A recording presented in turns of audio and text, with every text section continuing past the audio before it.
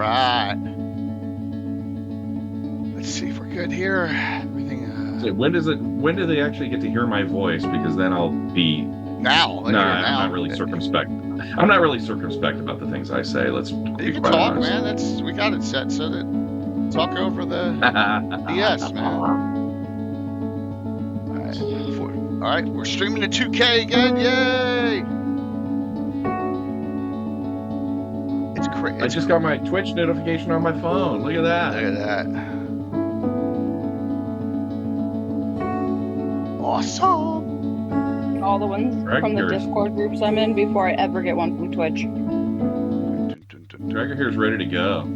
Your repurposed freighter drifts through space.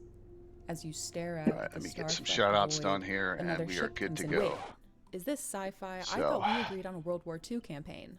Oh. Did we? That's cool. I can pivot. The smell of smoke curdles in your nostrils. So what we've done in the past, Jay, for like regulars and specials, the equivalent of. Yep. All right, here's what we're doing. It's the year 3700. Like specials will be, because I'll give each of you guys one luck die. Right. In the game, the game mechanic's different. For purposes of stream, I think it makes it fun. Is you could use up to 3, and if you use 1, it's something in your something will happen in your favor. 2, even more. 3 is almost like comic book fantastic things happen. The regulars can just modify the die roll still, correct? Yes, exactly. So that it is a live thing, and yep, got it. We can do that, and it'll make it a very interesting, kind of a fun time to do things. So.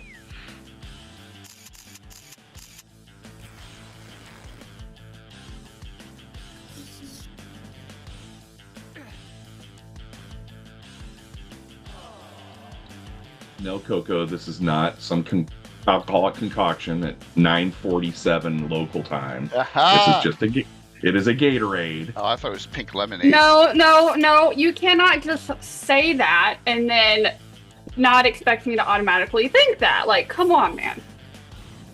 If we've met. You're totally having a cocktail.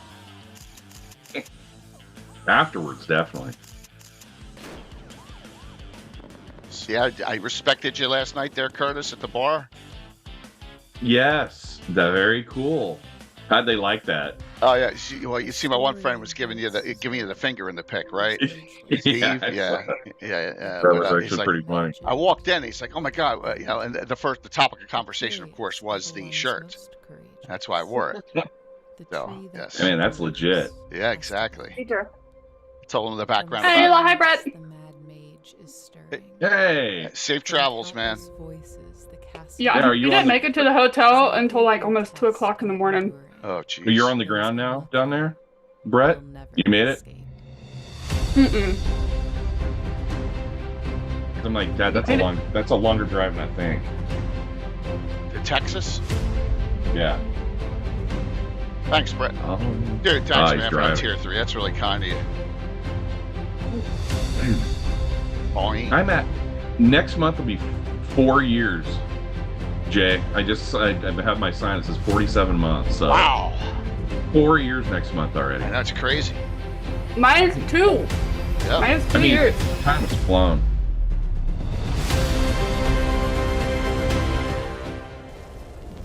Well, 2 years since I was introduced to you when Bird was playing, and then November will be 2 years since I started playing. Hey, Mike, by the way, did you see her post on Twitter?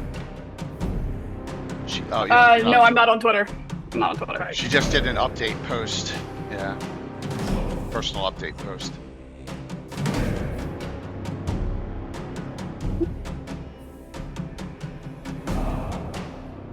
I'm sorry, I'm in my mouth. It's fine. It's spam and egg tacos. Okay. Oh, spam. I can't do spam. Spam is so good. I love it. You cut it up, you slather it in ketchup, and then you fry it, and then you eat it with mac and cheese. I've never tried it that way before, but I like putting mine. I like making like spam and egg rice balls. They're so good. So good. I wanted something with a little bit of salt and protein this morning. Thanks, Ayla. Did you say salt and protein? Yeah. Okay. Cool. I guess I know what to buy at the grocery store for breakfast next year. No, thanks. I'm trying to quit. No, thanks. I'm trying to quit. She makes the most interesting lemonade.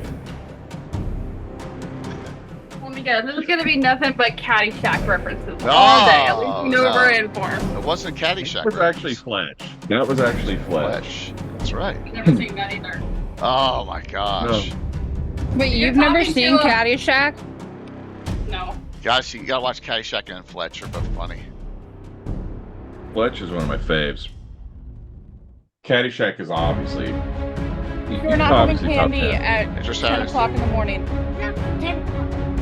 You're right, it's not even 10 o'clock.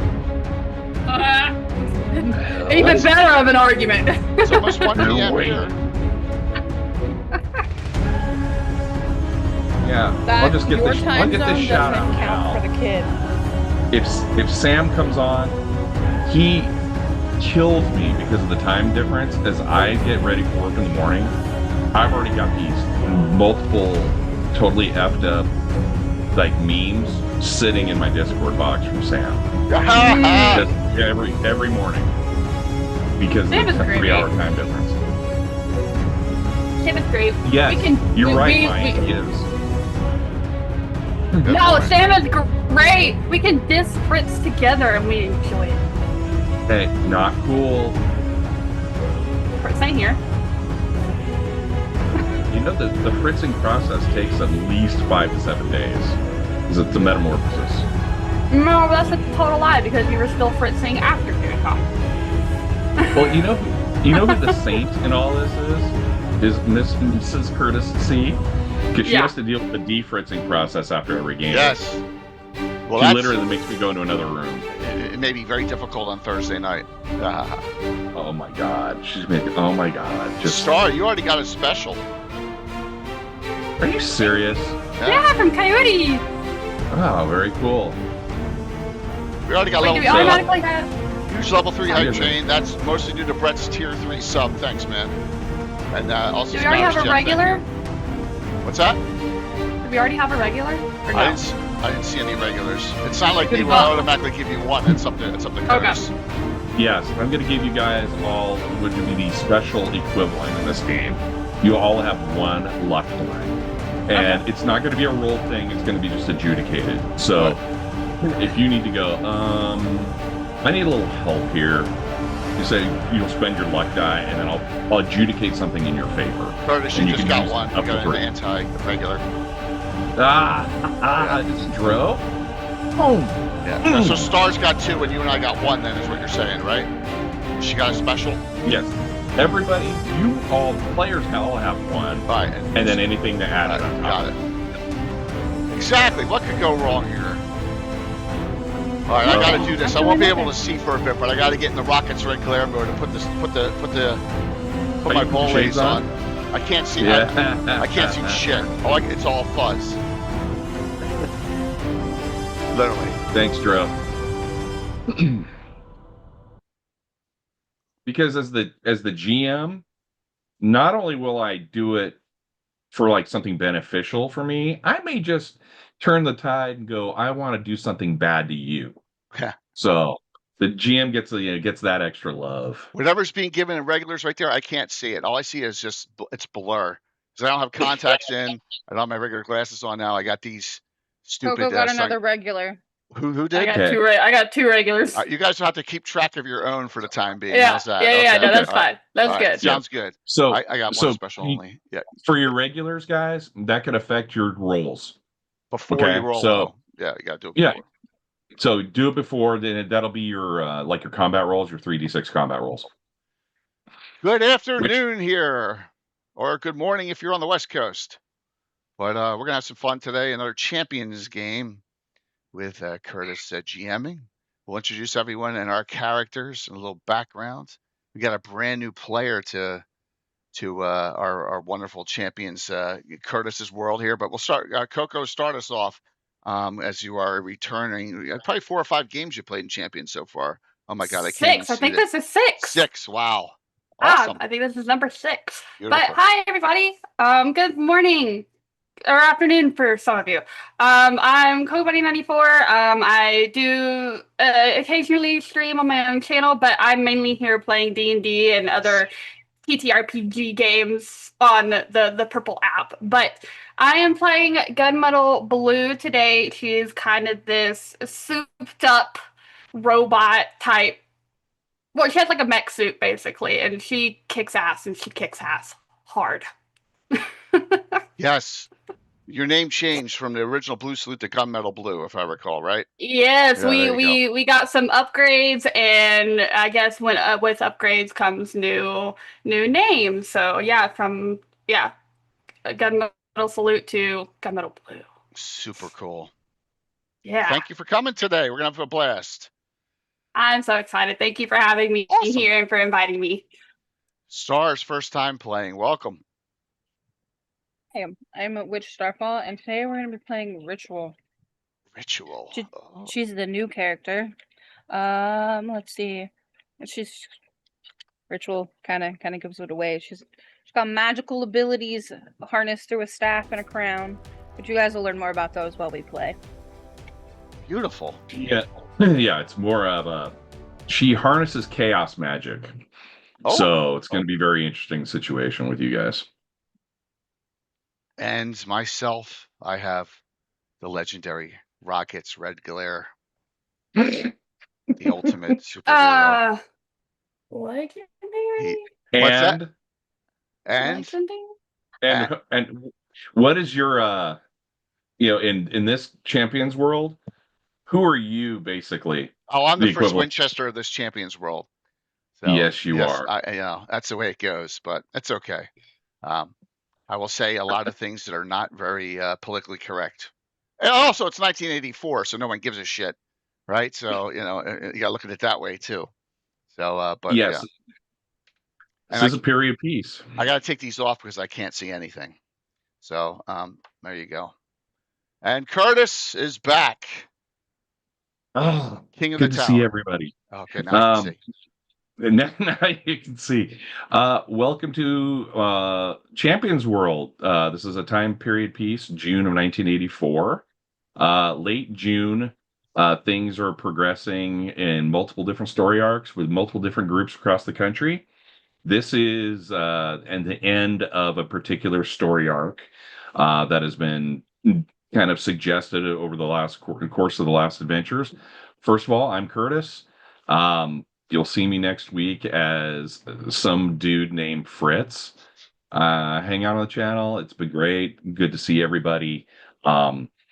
Also, one half of the admin team of Tower Gygax at GaryCon next year. So if you have any questions about that event or anything else in terms of the encounters or the event itself, please reach out. We'd love to talk to you about it. Raven's Hammer, by the way, I think I went the pink dice a while back. It might be. Wow, that's way better than a lot of the other ones, Raven. So it's good to hear. Good to hear on those dice. Yeah, I can't get them anymore. So, yeah, Fritz is a great lawful good. Yeah, notice if you see the scroll through on that adventure, I don't know what to call them, so I just put down the undesirables of that group. It's a crazy group. It's all a bunch of chaotic neutrals and a couple goods, but yeah, it'll be fun. The only undesirable in that group is Fritz Winchester. Okay, let's be real here. Okay. I like to make it sound like some of your titles are like Spinal Tap. It's like Puppet Show and Spinal Tap. So it'd be like the Knights of Ulick and Fritz. Yes. I didn't do that this time because there's more neutral characters than good characters, but that's all right.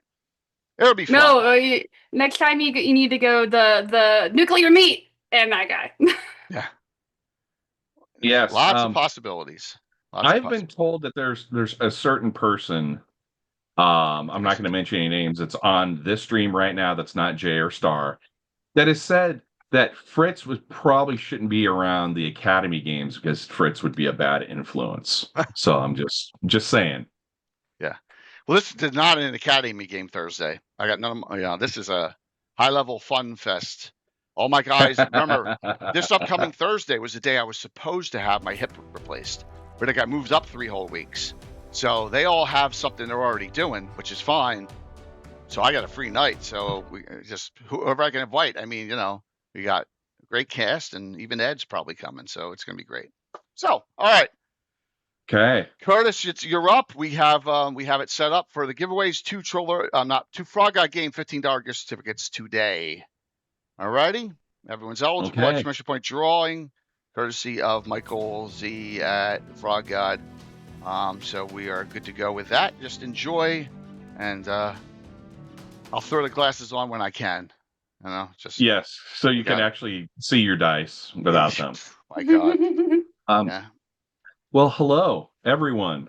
Let's step into the portal of my dark Champions world, and for everybody, this has got the kind of the tone of Winter Soldier. So there's a lot of rabbit holes with governmental agencies. This is in the mid 80s. There is a rise in terms of superpowered humans, both X-Men type mutants, superpowered people through a variety of scientific mystical means, some including most of this group that is actually sponsored by the United States government.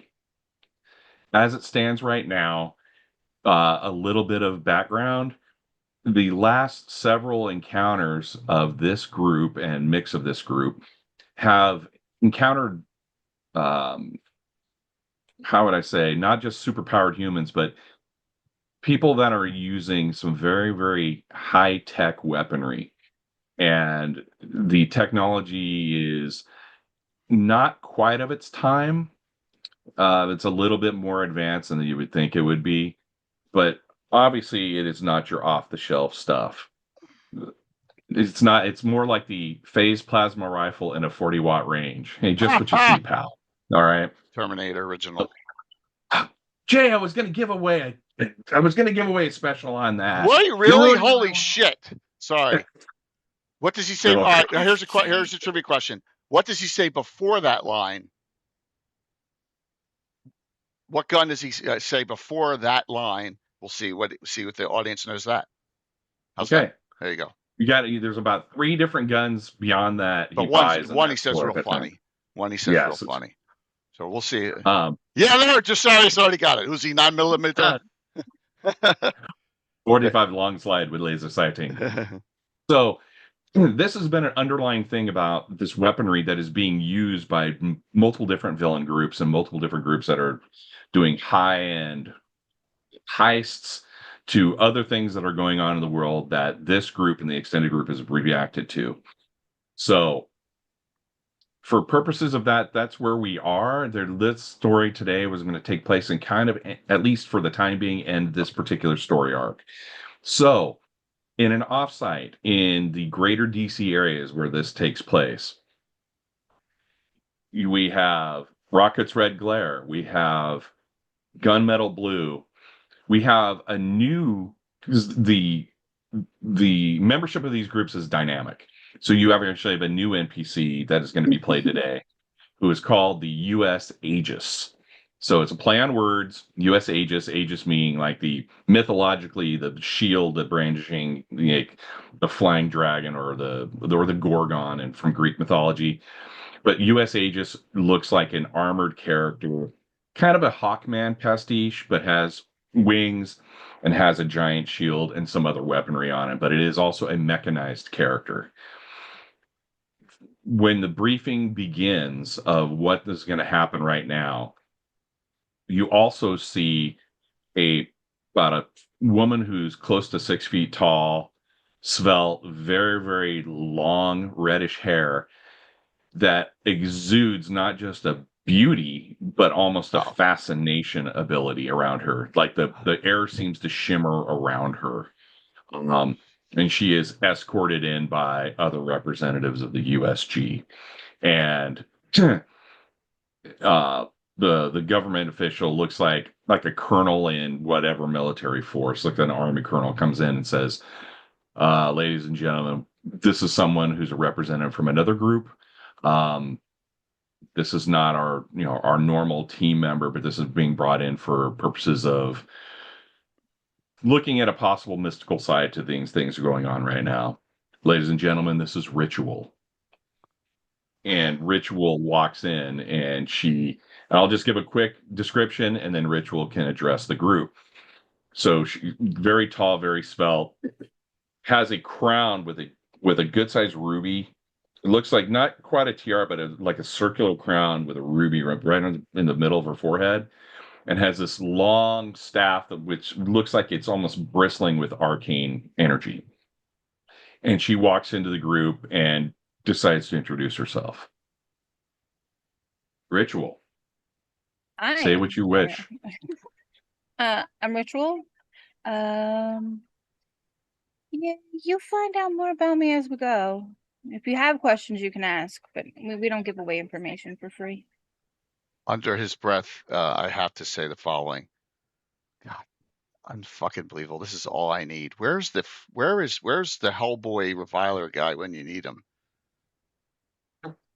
Reviler is on a separate solo mission right now, dealing with yet another like metaphysical, mystical issue that he needs to do with a primarily solo stealthy mission. So we're bringing in somebody else to cover this particular part of the portfolio. It's hard enough for me to concentrate as it is. Jesus.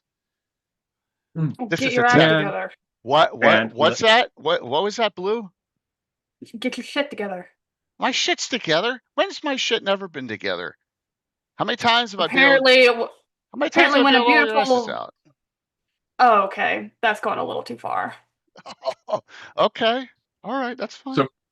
So for champions considerations too, she has not only just a high presence, but she has a high comeliness. Yeah. So it's almost like a fascinatability. It's hard to keep your eyes off of her. Aegis is over there just like comments. Are we going to move forward with this? Yeah, he's gonna keep his mouth shut. He keeps his mouth shut. Looking at Rockets is like, Jesus, dude, come on. Lock in here. I'm fine. I'm fine. You know. I'll look at Ritual. Oh. Go ahead. Oh, I was gonna say, well, I'll look at Ritual and I'll say, as long as you help us finish the mission in the end, I don't care what you do. I don't care what you look like.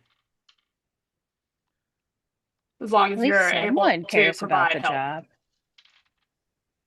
I always care about the job. My government has given me these missions for a reason, so I will finish them and complete them to the best of my ability.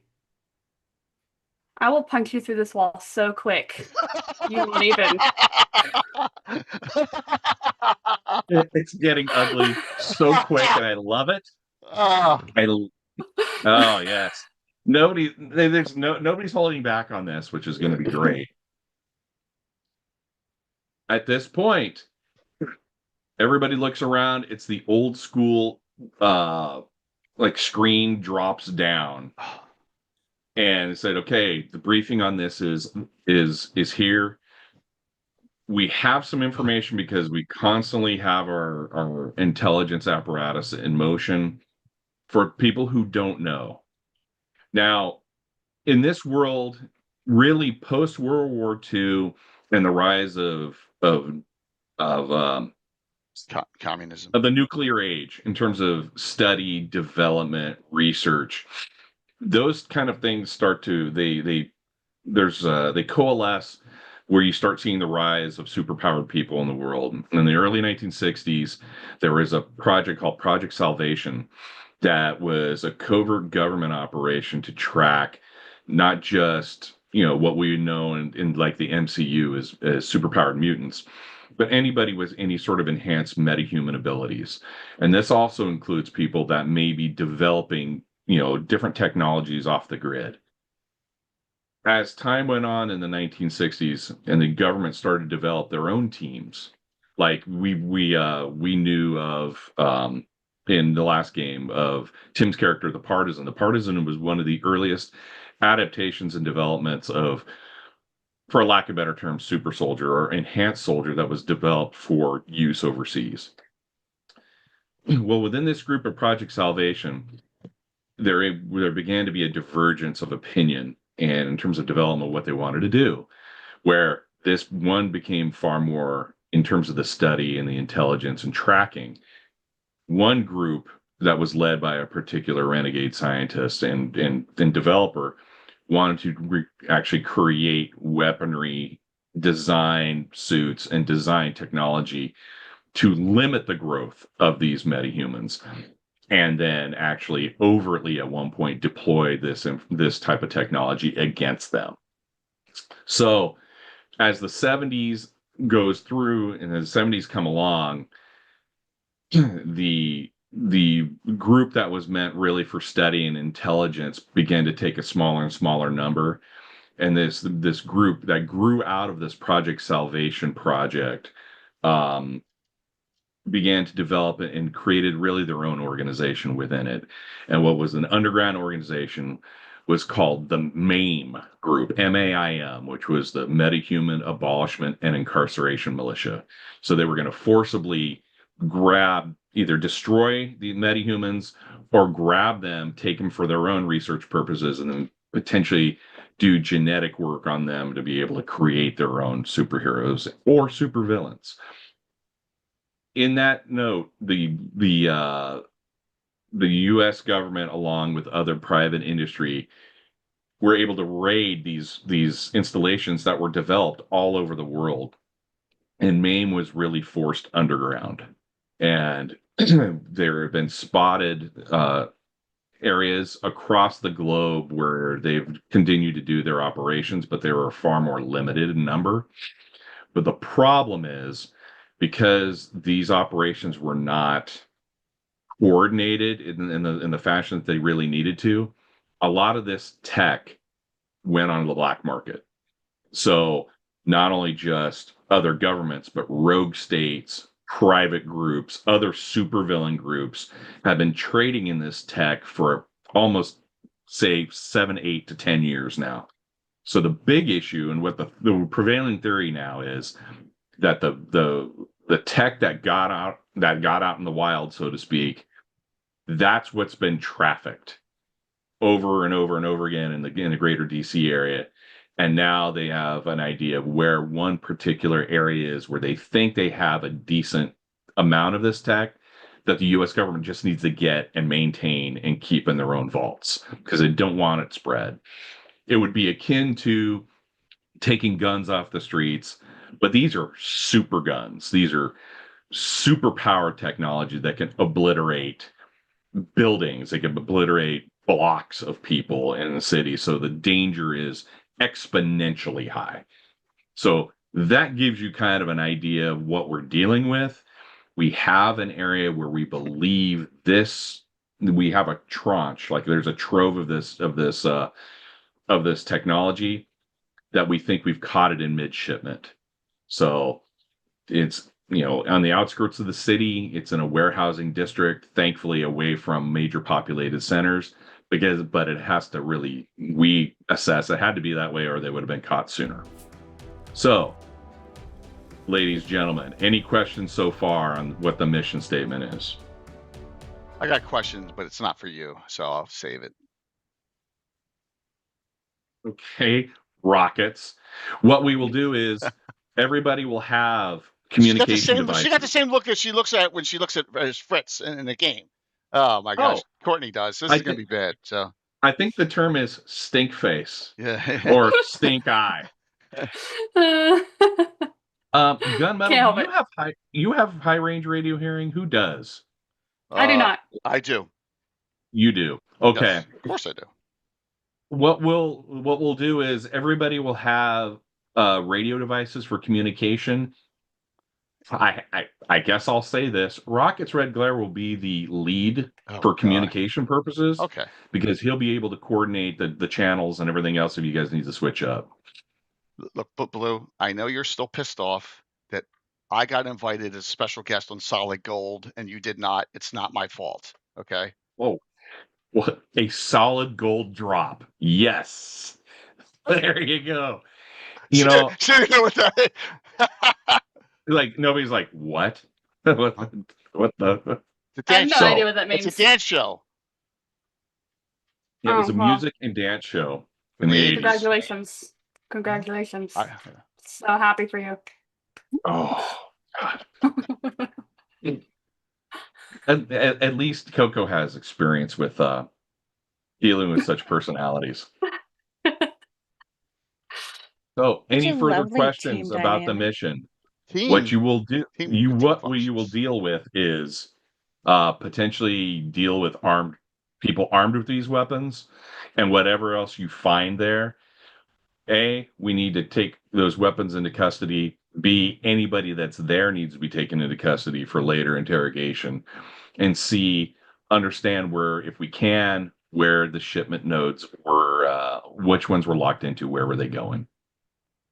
Okay, our special guest. I'm not talking about the Scarlet. I'm gonna Ritual. I'm gonna call her Scarlet. I just am. Yeah.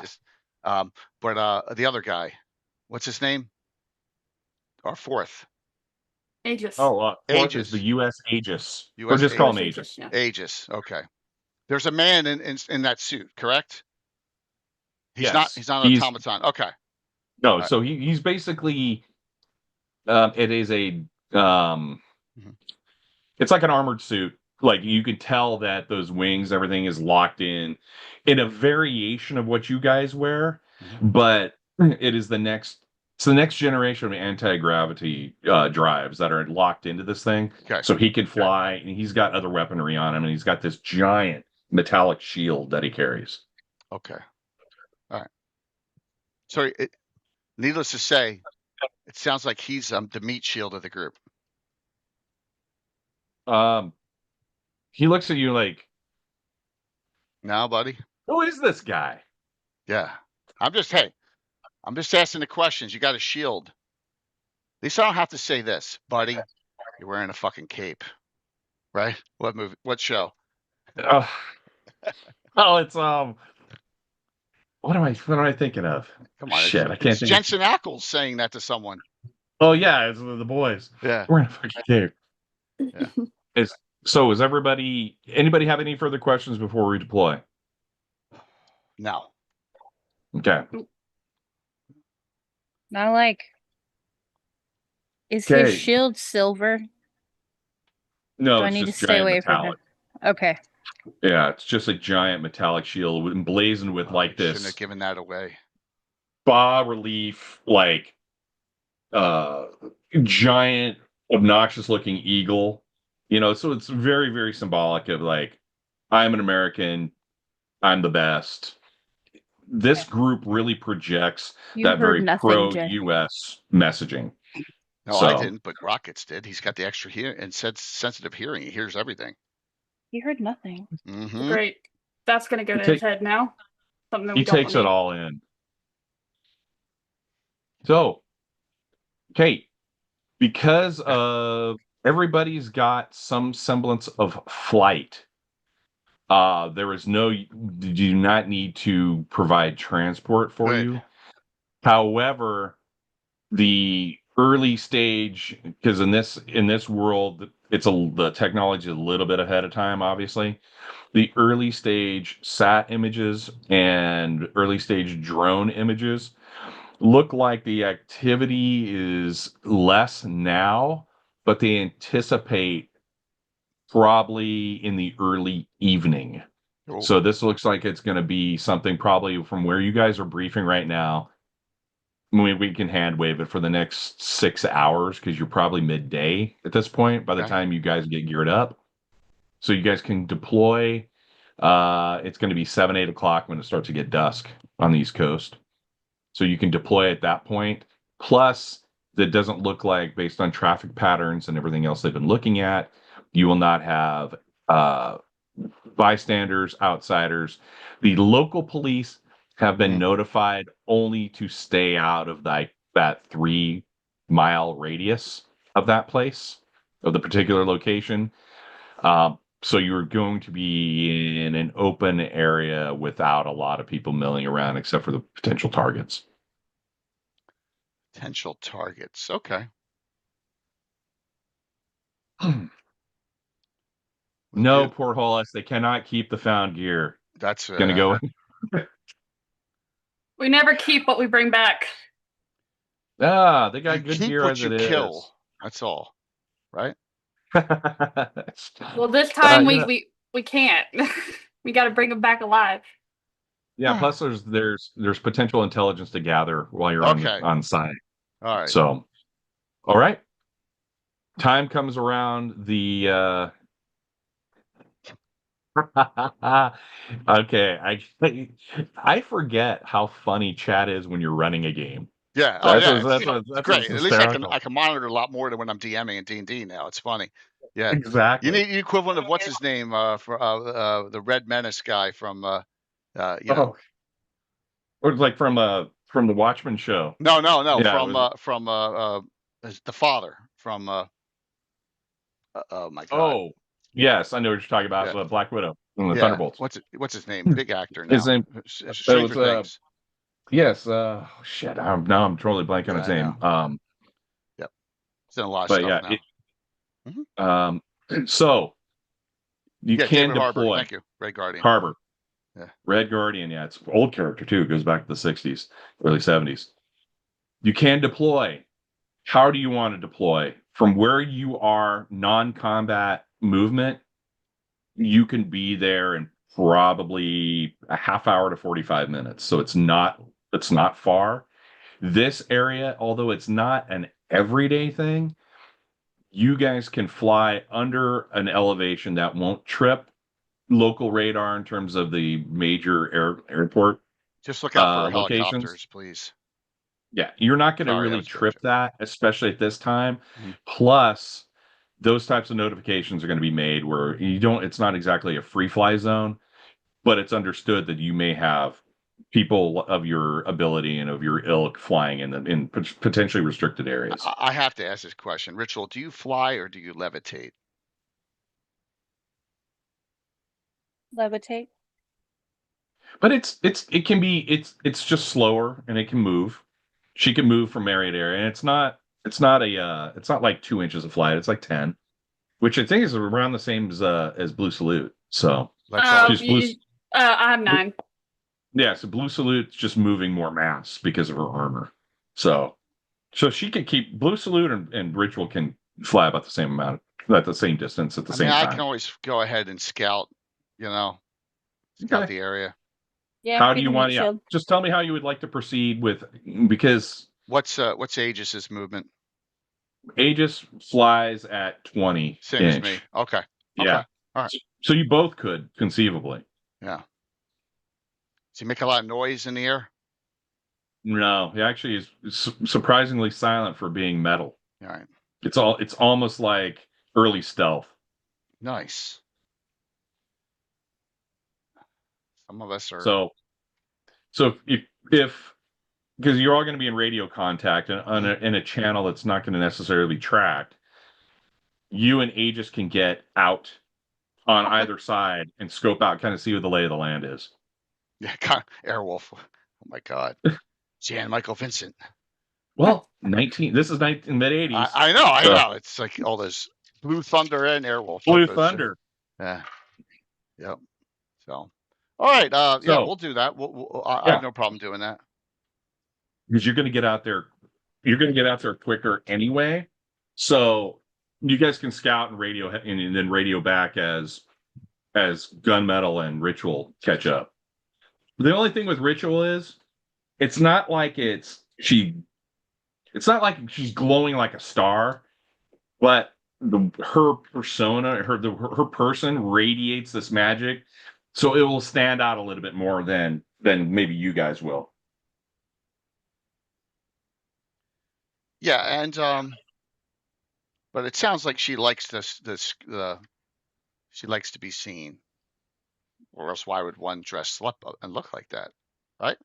I understand. So judgmental. I'm not judgmental. It's called observation, the power of. Not necessarily. Not necessarily. We radiate, so Okay. we can't really control things. If we don't wear light colors for this reason. Any lighter colors, we'd be much brighter. Okay. All right. Fair enough. It's like a burning ember that just never burns out. Okay. Okay. I'm good. I'm good. You guys get to within that, like, that 3-block radius. You see that it looks like it's warehousing. Of course. Businesses at this time are kind of more shut down. You see some truck travel. It looks like some in the area. It looks like very mundane activity. You see loading, unloading. You see literally like dumpsters being dumped. People leaving that were on the late shift. Some businesses you see, it looks like there are security guards outside. You see some places where people are leaving work. Some people are going into work. As you zero in, you start to see the area where it looks like, given the coordinates where you are, what it looks like. And you could pull up that first image now, Jay. Which one? The one with the three I guys think on it's it, or the other one? no, the other one. All right. Just want to make sure. It looks like a layout of a building, All right. an alley with some warehousing. Yep.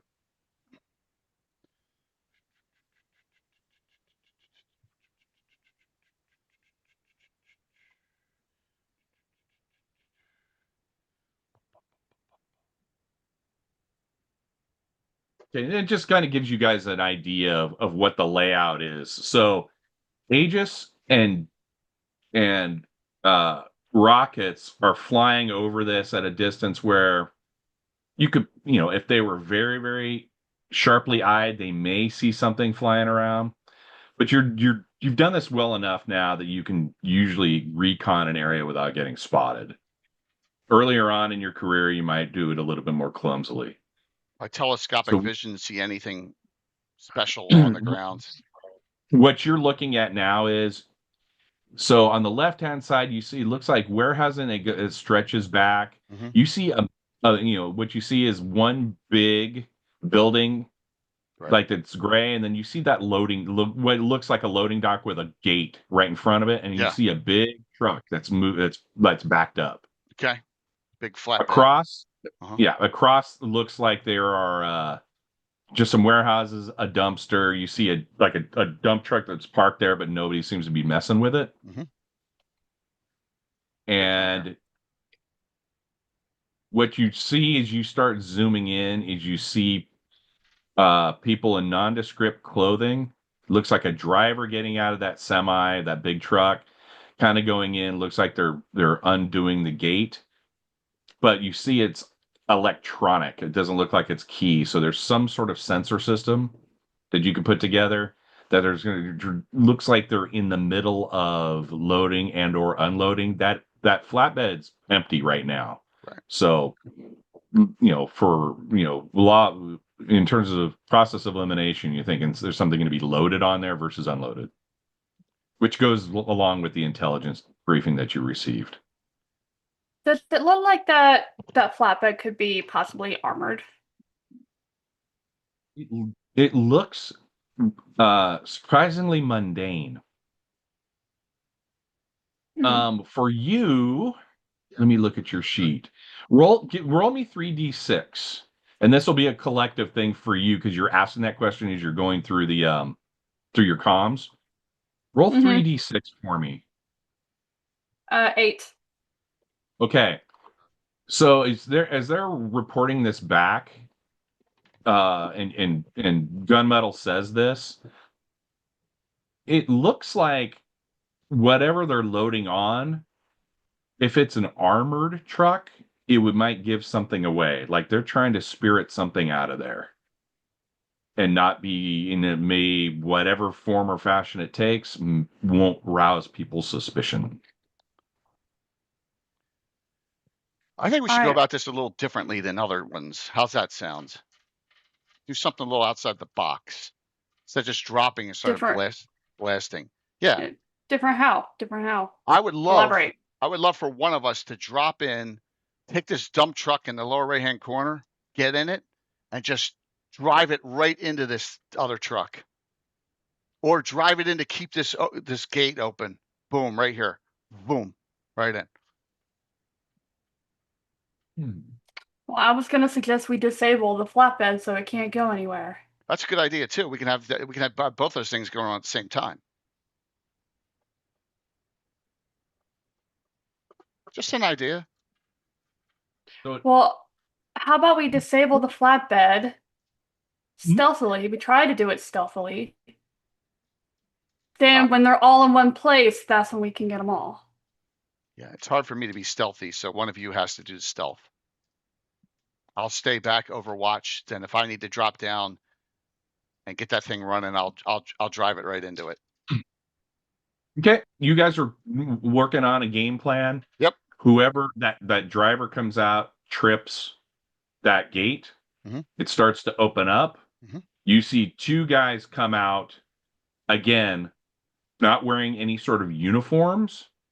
It is summer in the DC area, so those of us who have lived in that area know it can be hot and humid.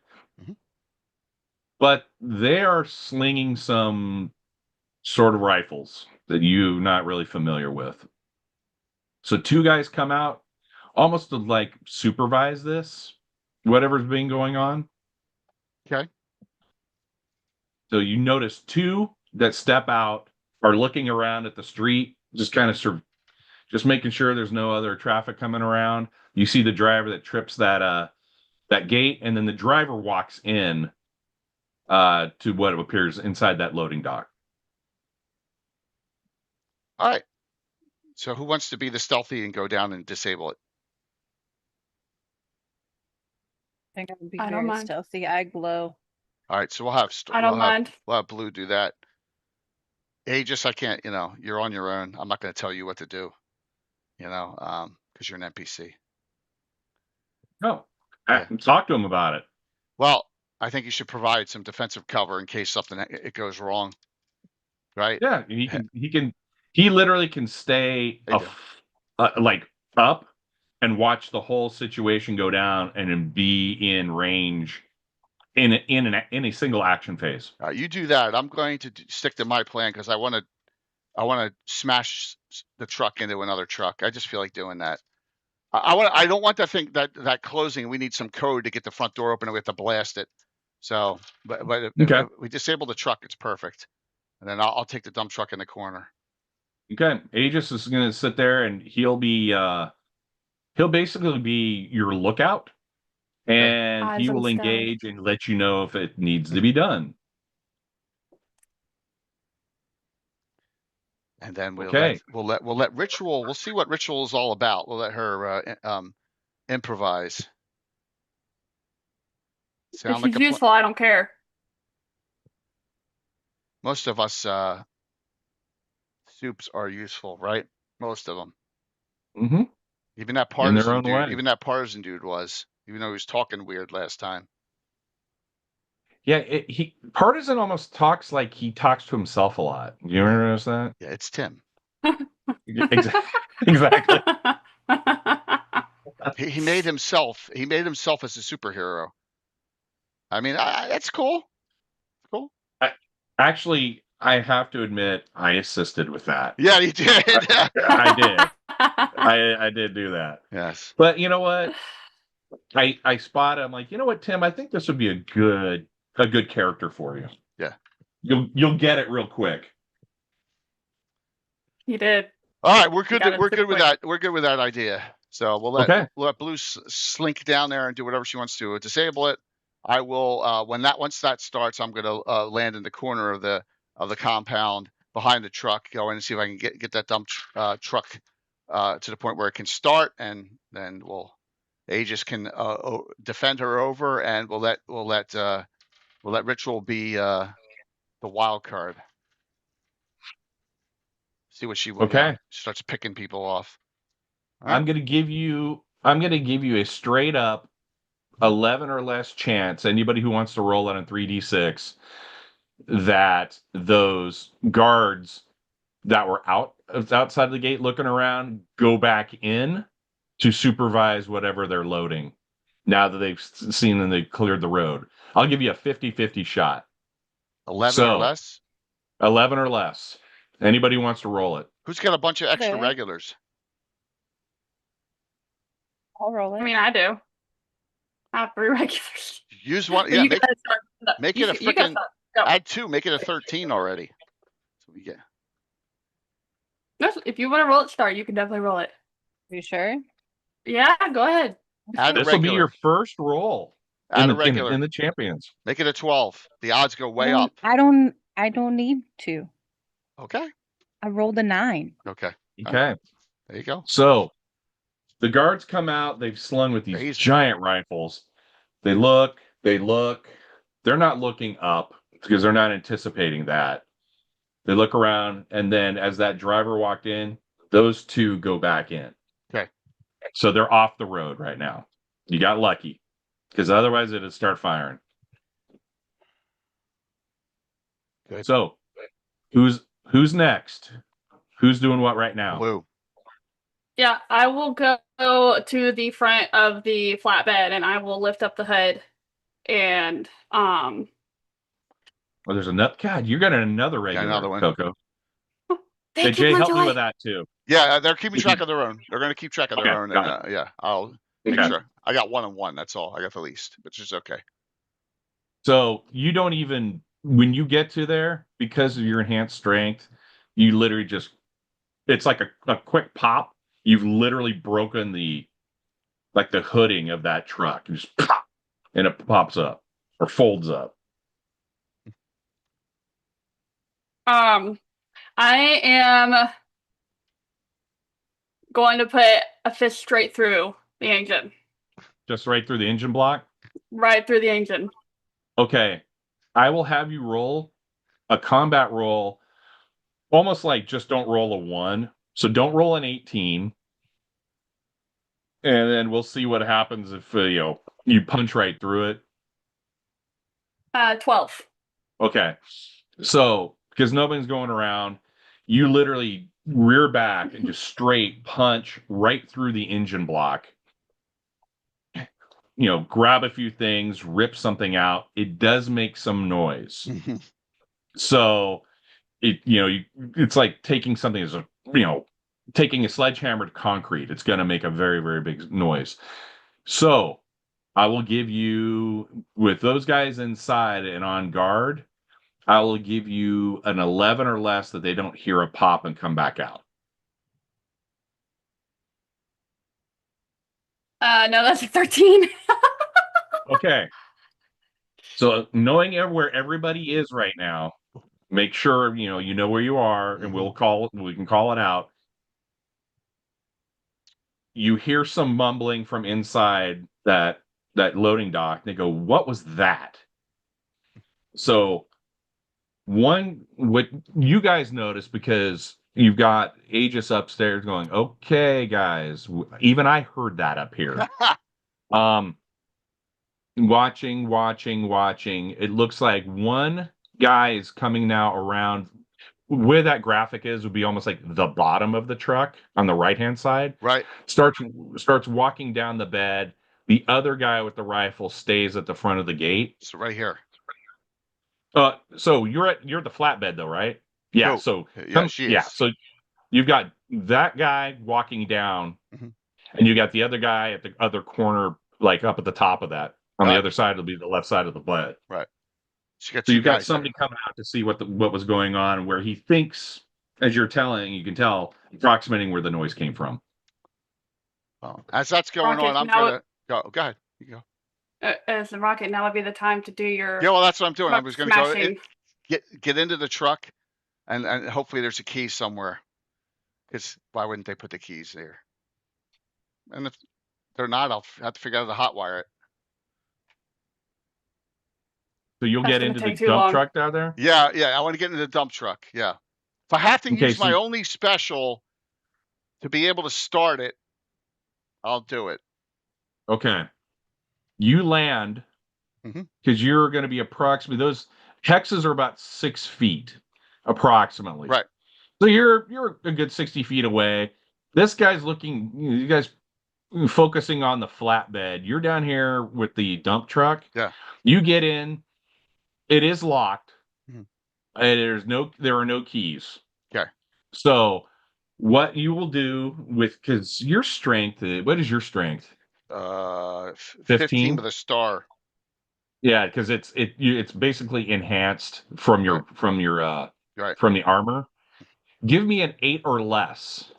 Whoa. No. I'm sorry, 14 or less. 14 or less and 3 die. Yeah.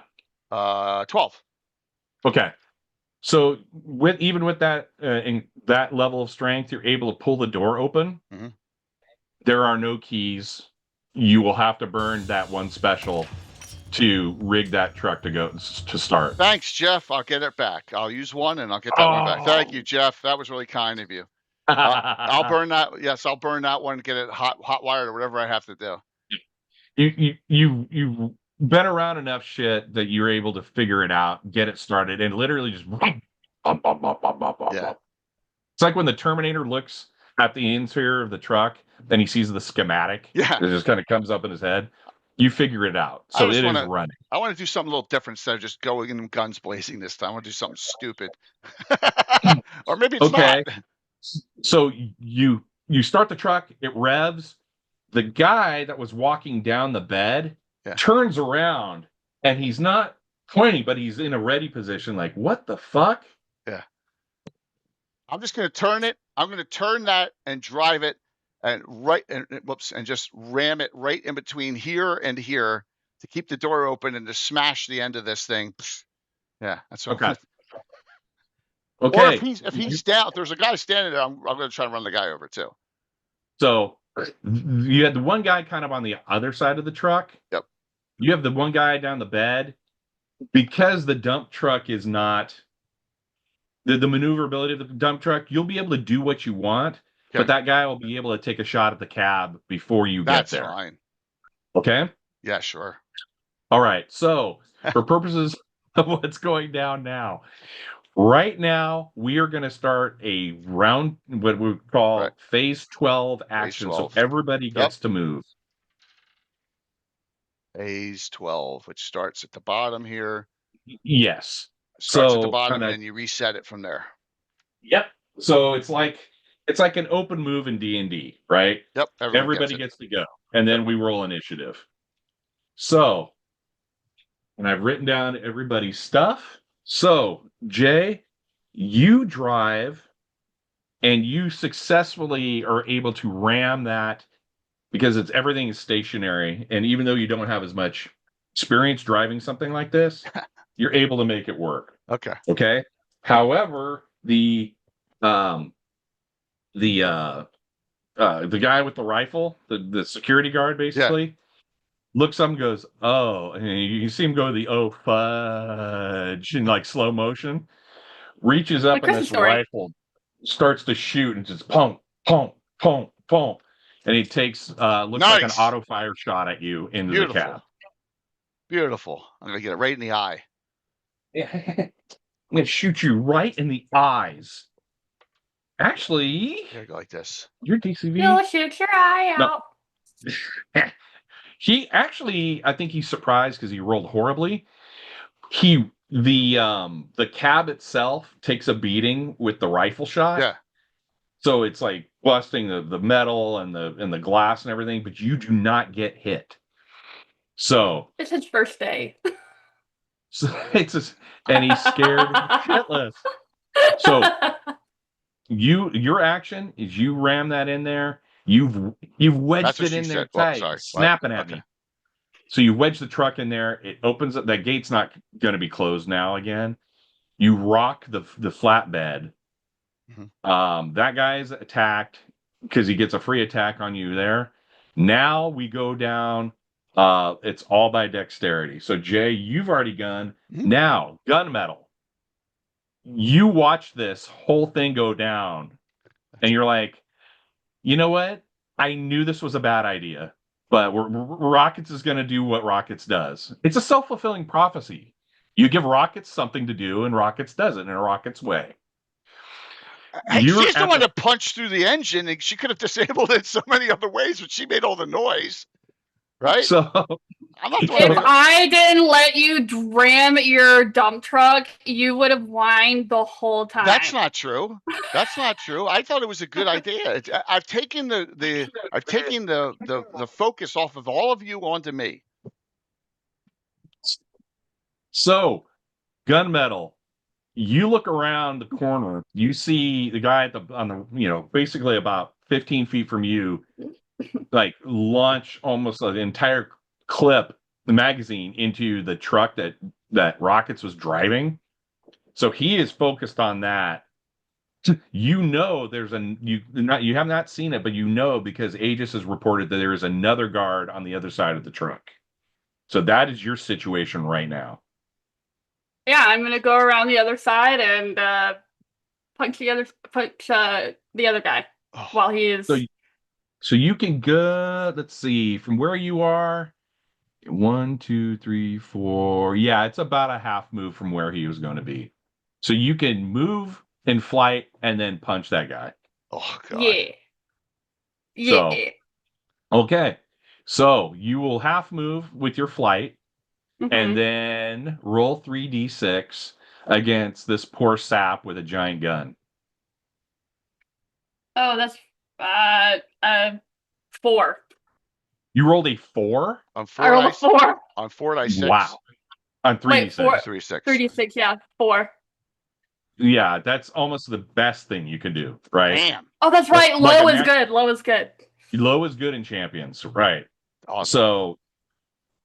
So you come up and this guy looks and is like, oh, I mean, he is not going to be good for him. So with your strength, I think what is a total? 60 20. Strength? So you have a 20 strength, but you can use up to 40 60. more. Yeah, 60 total. So you basically roll 12 dice 6 damage against this poor schmuck. I'm gonna crush the guy's skull. Okay. 3, 6, 9. That's crazy. Well, I'm gonna break every bone in his body. Yes. Probably.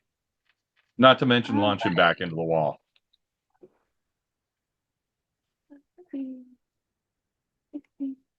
By the way, all I have to say is when I was ramming the truck in, people on Luge should not drive.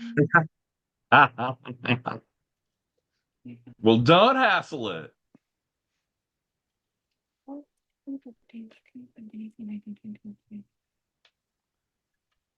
Let's go while we're young. 40? While we're young. Yeah, 40, and then I think it's body, right? 40 body? So it's 40 total of the dice, and then just keep the ones out of it, separate the 6s, and then all the 2 through 5s equal 1 for body. Okay. Okay, so that's 1. And then the 2, 6s 3, are equal to 2. 6, 7, 8, 9, 10, 11. 11. Okay. So you do knock him out. You knock him out. You're not going to kill him because underneath his clothes, you felt that there was some sort of body armor underneath. It's just they are dressed covertly. But okay, roll 2d6 for me too, real quick. Just curious. 4. Okay, you knock him basically 5 hexes back, and he lands up against the wall of the building. So he's completely out. Flat. But that guy was able to get off a full magazine off his gun, so it is on now. So you just don't know who else or what else is inside of that loading dock. Okay. Ritual, it's your move now. From where you were, you can move up to 5 hexes, which is 30 feet and a half move. Okay. From where you are, you can get basically to the back of that rig and look inside that gate. Yeah, let's do that. Okay. And then when you do that, you see some sizable crates in there, nondescript, and you see 3 more people with large guns running toward you. Okay. They look kind of like the same build as the dudes that were already out front that were security. Okay. One of which looks like is talking into some sort of radio system, going, "Attack! They're here! They're here! Move! Move! Move!" From like, that's, you said half movement? Or is So that you cold basically, movement? it's for purposes of the game, because of your flight, you can do what are called half moves. So it's a half Okay. phase action. Now you can attack if you want. Okay. Let's see. And with I'm you, in this trying to think. situation, I'm looking at your character sheet. You can try out that magic bolt on one of them. That's what I was thinking. The one Yeah. that's speaking into the radio. Yeah. So if you aim at that person, what you do Yeah. now is roll 3d6. 8. An 8? Yes. I don't Yep. even need to know your OCV because these guys are agent level. They're better than your normal person, but you're going to hit really well on that. So you've hit. Now roll 12d6. Cold. Or 66 twice, whatever, how many dice you got. Yeah, I'm just writing them down so I don't forget what they are. Mm-hmm.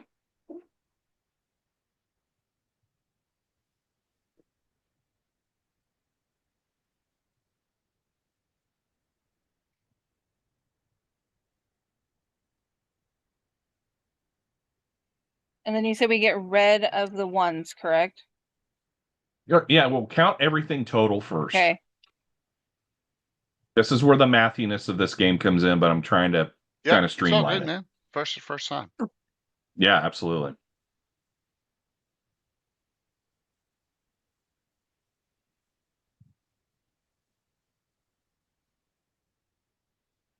Got to the point for me 41. for years. Yeah, I try to put together as many tens as possible, like a 6 and a Mhm. 4, 2 5s. So 41. Mhm. Now, just so you know how to do it, pull the ones out of there, push the 6s to the side, then every other die that's facing, just count those as 1. So if you have a 2, that's 1, and then a 3 is 1, 4 is 1, 5 is 1. Count those up, and then count your 6s as 2, and give me that number. And that Well, gets Okay, so 41 and 12 is very good. So, much like this other guy that Coco punched, what you see, if anybody was watching this, is she basically puts the staff in front, and you see this red orange blast come out of one end of it, strike this guy. His earpiece and mic come flying off. Now roll 2d6. wow. 6. Okay, he flies about 18 feet back into one of those crates and is knocked out. Easy enough. You just hear, blue, gunmetal blue come through the comms. Useful. Wow. Cool. Useful. Right on. That's a All right. compliment, okay? You hear He seems over like the your only one I'm comms. gonna have to work on winning over. Yes, exactly. Over your comms, USA just says, we got airborne. And what it looks like, the way he's describing it is there's some sort of quasi drone that was launched through the ceiling of the building. That's where Right. all this is. And he's dealing with that. Okay. So he flies over.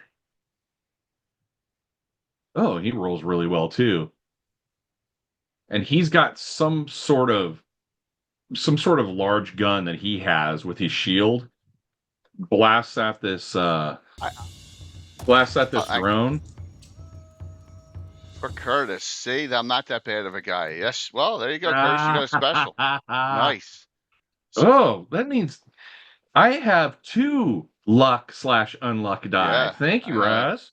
It's good. Okay, it is not the drone he shot is not destroyed, but is taken damage. So he's going to be involved with that outside while you guys are going to presumably go inside this area. So this Aegis guy reminds me of a mix of Iron Man, Falcon, and Captain America. All 3 of them. He's kind of more like DC Hawkman Okay. but metal like an Iron Man, and then with a giant shield. But the shield looks old school, like it looks like an old D&D type shield with this shiny, big eagle on it. It sounds like Soldier Boy's shield. Actually, very funny. I didn't even think of that, but yeah. Yeah. Real heavy, but just for defensive purposes. So okay. So it looks like right now that there's only 2 involved in the combat right now of these guards. The one gets smoked. The one that looks like they can probably see right now is Ritual, and they see actually they can see all 3 of you now as they're approaching the loading dock. So everybody's done some damage. Rockets is 1 to 2. Rituals I'm 3 to costuming 4. it here like this. Gunmetal's 5 to 6. So Rockets gets 1, and Rockets gets. So as you're trying to scramble out of the truck, yeah, they look at you. They look at you and they take shots at you. That's fine. Bring it on. These ones don't look like automatic rifles. They just look like almost large, like mini cannons that they're loading up on you. What's your DCV? I think it's 9. DCV and OCV are both 9. Yeah. God, my guys are rolling shitty. So one blows literally the roof off the top of the cab, so you can get out even quicker now. The other one blows the hood off of the truck. I rolled 2 14s, and that's not going to hit you. So now that dump truck is gone. You can get out, you could fly out, you can scramble out because the infrastructure of that truck smoked. So I contact agents and say you got that thing up there. I don't need to worry about it. Yes, so he's taking care of that there before he'll swing down. At this point, go ahead. No, I got to do an 80s quote. Okay. This should be for a special. So he looks around. Does anyone have a large gun in the inside? The inside when we look in, who's left? Are they got regular guns? You got 2 security guys that have responded now. You may have more later. Oh, okay. So you guys got 2 dudes that just shot at you and missed. Right. So when they both missed, I say the following.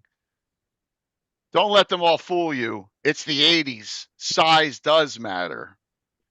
I mean, not in bed. We're all the same size in bed. There you go. If anybody knows that, that's a special. Give it 10 seconds on that one. It's a tough one. It is. Do you know what it is? I kind of gave it away. I can't remember it.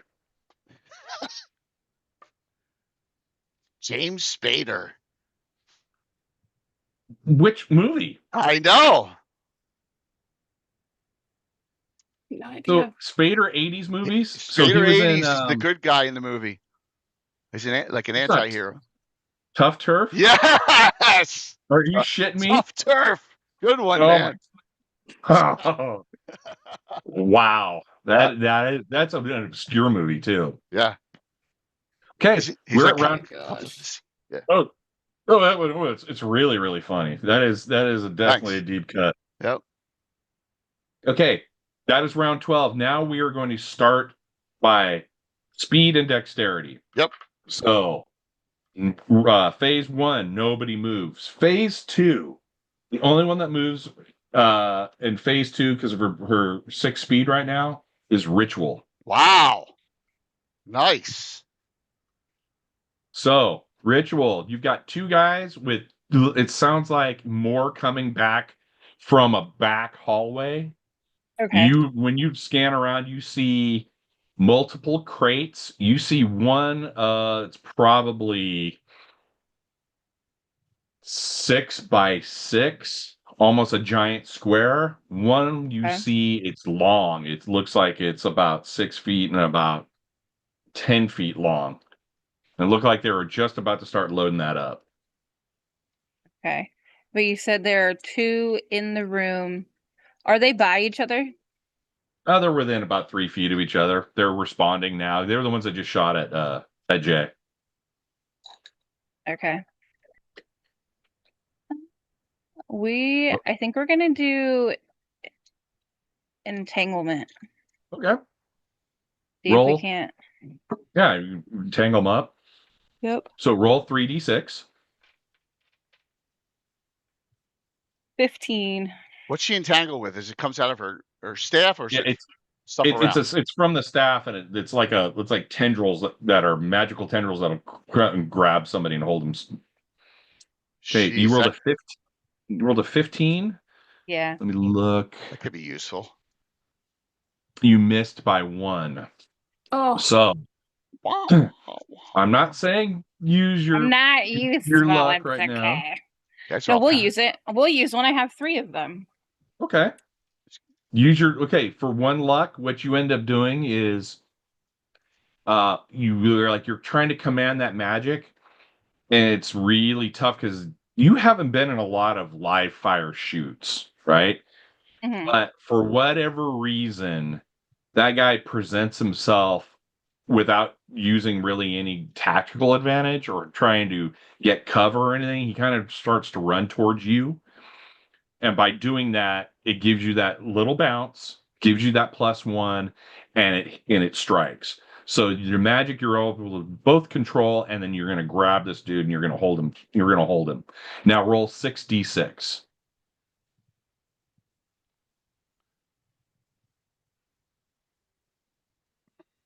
nice. And then count it like you're counting body. So 1s are 0s, 2, 3, 4, 5 equals a 1, and 6s are 2s. 5. So what you have is a 5 body, 6 defense entangle. So whatever he tries to do, he's got to get past the 6 body almost in terms of calculation before he even starts to degrade the entangle. But what that does is, because he's a gun toter, he's like, the gun is just dangling. He doesn't have any real way of moving right now. So you've caught him, and he's just kind of wiggling around and screaming. Okay, that's on phase 2. Those are the only phase 2s that go. Let's see. So phase 3, by dexterity, it's gunmetal. So you're just outside the loading dock. You can get there in a half move. yeah, yeah. I'll start heading towards that way. Okay. So you get inside in a half move. You see there's one other guy with a giant gun, and you see 2 more with other types of weaponry that are coming down, with a third behind them yelling, "Activate, activate, activate." You said there was a third coming behind the 2, So there's yelling one, activate. and one that's just trying to scope down on what you guys are. Mm-hmm. Yeah, and looks at you coming in. There are 2 behind him coming in about 15 feet behind, because it looks like there's a hallway that keeps going down. And then Uh-huh. a third behind those 2 coming down the hallway, shouting into a microphone, "Activate, activate, activate." Yeah, I'm going after him with an energy blast. The one that's on the mic? Yeah. Or because you've got a guy, 6 feet away from you, almost only a hex away, because you've come into the loading dock, who's right there, almost point blank with you now. Mm. Just giving you kind of the lay of the land, because because you also got the other 2 in front, so you could potentially blast through all 3 of them, or at least one, and maybe into the other with a knockback. But you've also got one that is right on top of you. I don't know, because we don't know what they're activating, so I don't want. Talk, tick, talk, tick. I know. I'll take my TikTok, chances. Clarice. I'm going after. I'll take my chances. I'm going after the one who's in the mic, screaming in the mic. Okay. So, because there are dudes in front of them, you may hit them before and not hit the guy behind them. So it's going to be I'm going to judge that as whatever your whatever your roll is, add 3 to it, so it makes it more difficult. Okay. All right. That is. Oh, yeah, that's 17. I definitely know misses. That is a miss. As it stands, you would have to give me 2 of your luck die to make this work. And even then, you will get that guy damage, but you might not knock him out.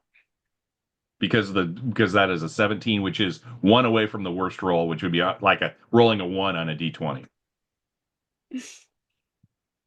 Oh, I don't have that many luck die, so. Okay.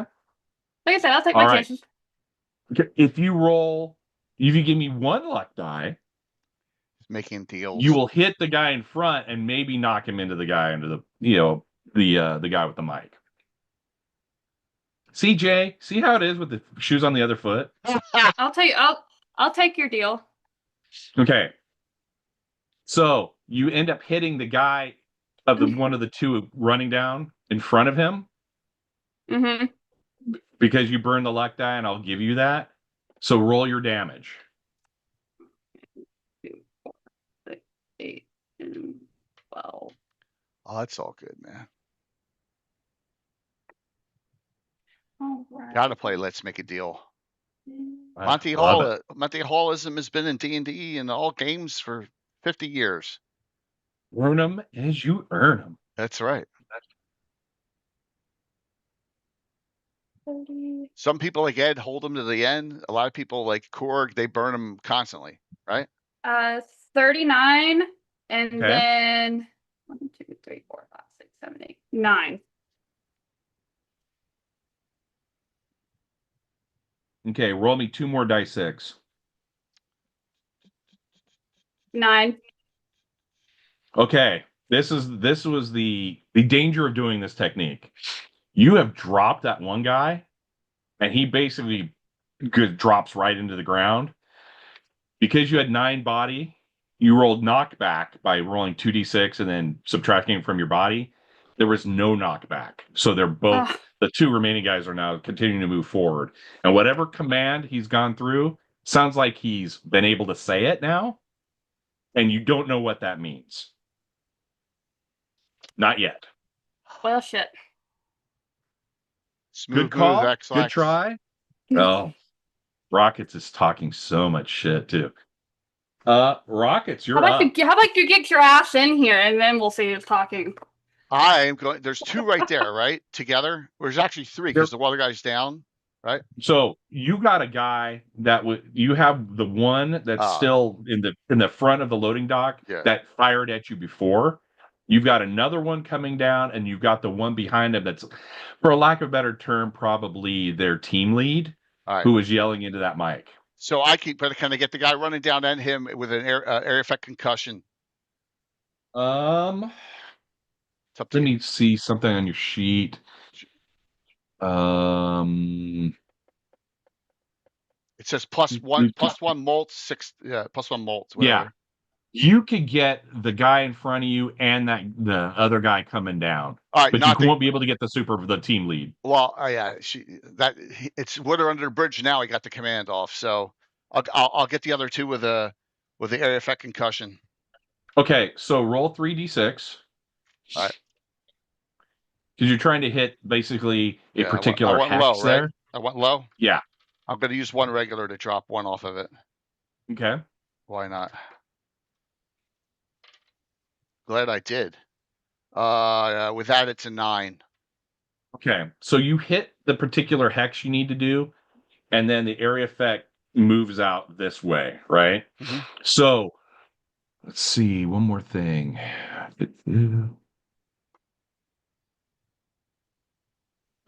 Okay, just roll 2d6 now. And we're going to go through another little math session real quick. 7.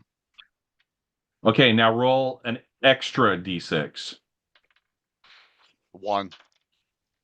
Okay, there is a shockwave. They get knocked down. Mm-hmm. Just knocked down. Right. Yeah. Okay. That's what I wanted. So So the thing is, they get knocked down, but not knocked out. Right. Because the because the stun, if you rolled 4, 5, or 6 on that, Yeah. you probably would have knocked them both out. All right. But because it's a multiplier, so Yep. you knocked them down, but they're still up and rolling. Got it. Got them down on the ground. Okay. Yes. U.S. Aegis upstairs goes.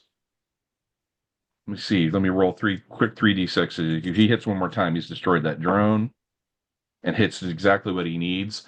So you don't see it, but you hear like an explosion up top. He's like, got it. All right, I'll be down I'll be down when I can. Great. So Well, let's see. That's all the 3s. 4. Okay. Ritual. You're on phase. This is your action phase again. What would you like to do? So you've wrapped one dude up. There's another dude right there with a gun and another guy coming in within range. All right. If the guy's wrapped up, can I just like use him and like spin around and knock somebody out with him? No, you can't. Great idea, but you would need something more akin to like telekinesis to grab a hold of him and throw him around. Yeah. You've just held him fast, and he's not going anywhere. I just figured that if the magic's coming from the staff, I got a hold of the staff. So, all right, it's fine. Let's see. And we're supposed to leave these people alive, correct? Because we need to interrogate them. Or you knock them out. With what you got right there, you could step up and use that 96 energy blast no range. Oh, okay. I'm close enough for that. Yeah. Yes, you can. You're right there because you can step right up to him. All right, we'll do that. Okay, so roll 3d6. 10. 10? Mm-hmm. You hit. So what you guys all see is she swings the staff around, and it's almost like a shotgun blast of magic, and she pops this dude right in the chest. So roll 96, give me the total, and then count the body on it. The body's going to be the big one on this one, too. Damn. As that's going, by the way, I got a bunch more. I got another 10 T-shirts in for anyone who wasn't able to order one. And all sizes are back in. You know, Dale got like one of the last 3Xs. But there's 11 total. They're all for body. in. Okay, and give me everything combined too. But 11 is going to be an interesting one.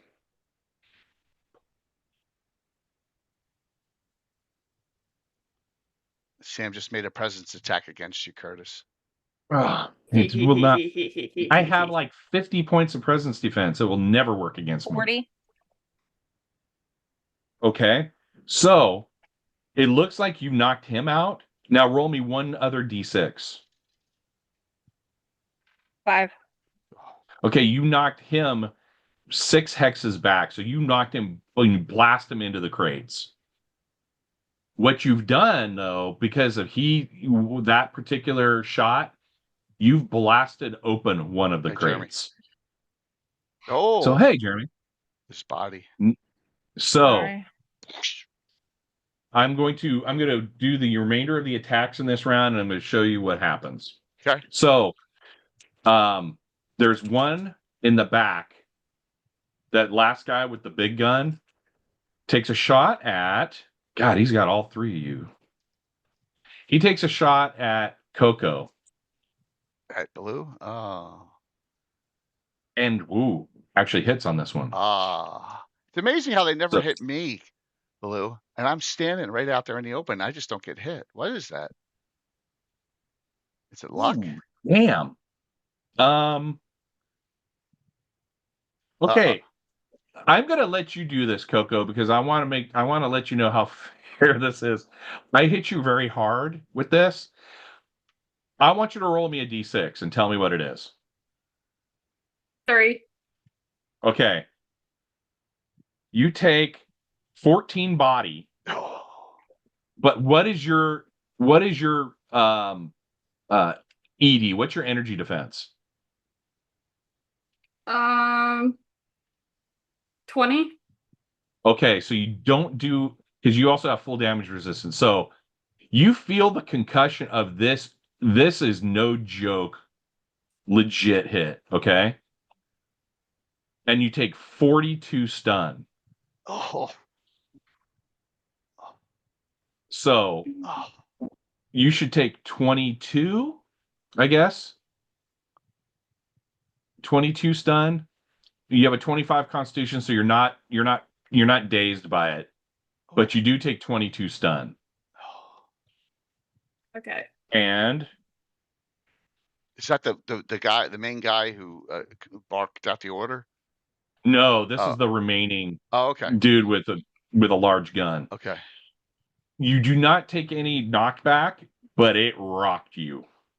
And you're like, this type of weaponry is bad news. It's not like the freaking guns in a racer, is it? It was a gigantic killing attack. Oh. It was like literally almost like having a grenade launcher times 2. Oh my God. Okay, and the person with the that was on the mic sits there. Yes, I read it. It is activated. Now pull back. So you have the one dude. You have everybody's out. You have one dude that just hit Coco. Now, out of these crates, it looks like 2 disembodied pieces of some sort of armament, almost like pieces of a giant android. Now, Jay, those 2 images I popped up, Yeah. I gave you this morning. Can you pop those up real quick? Yep. Yeah.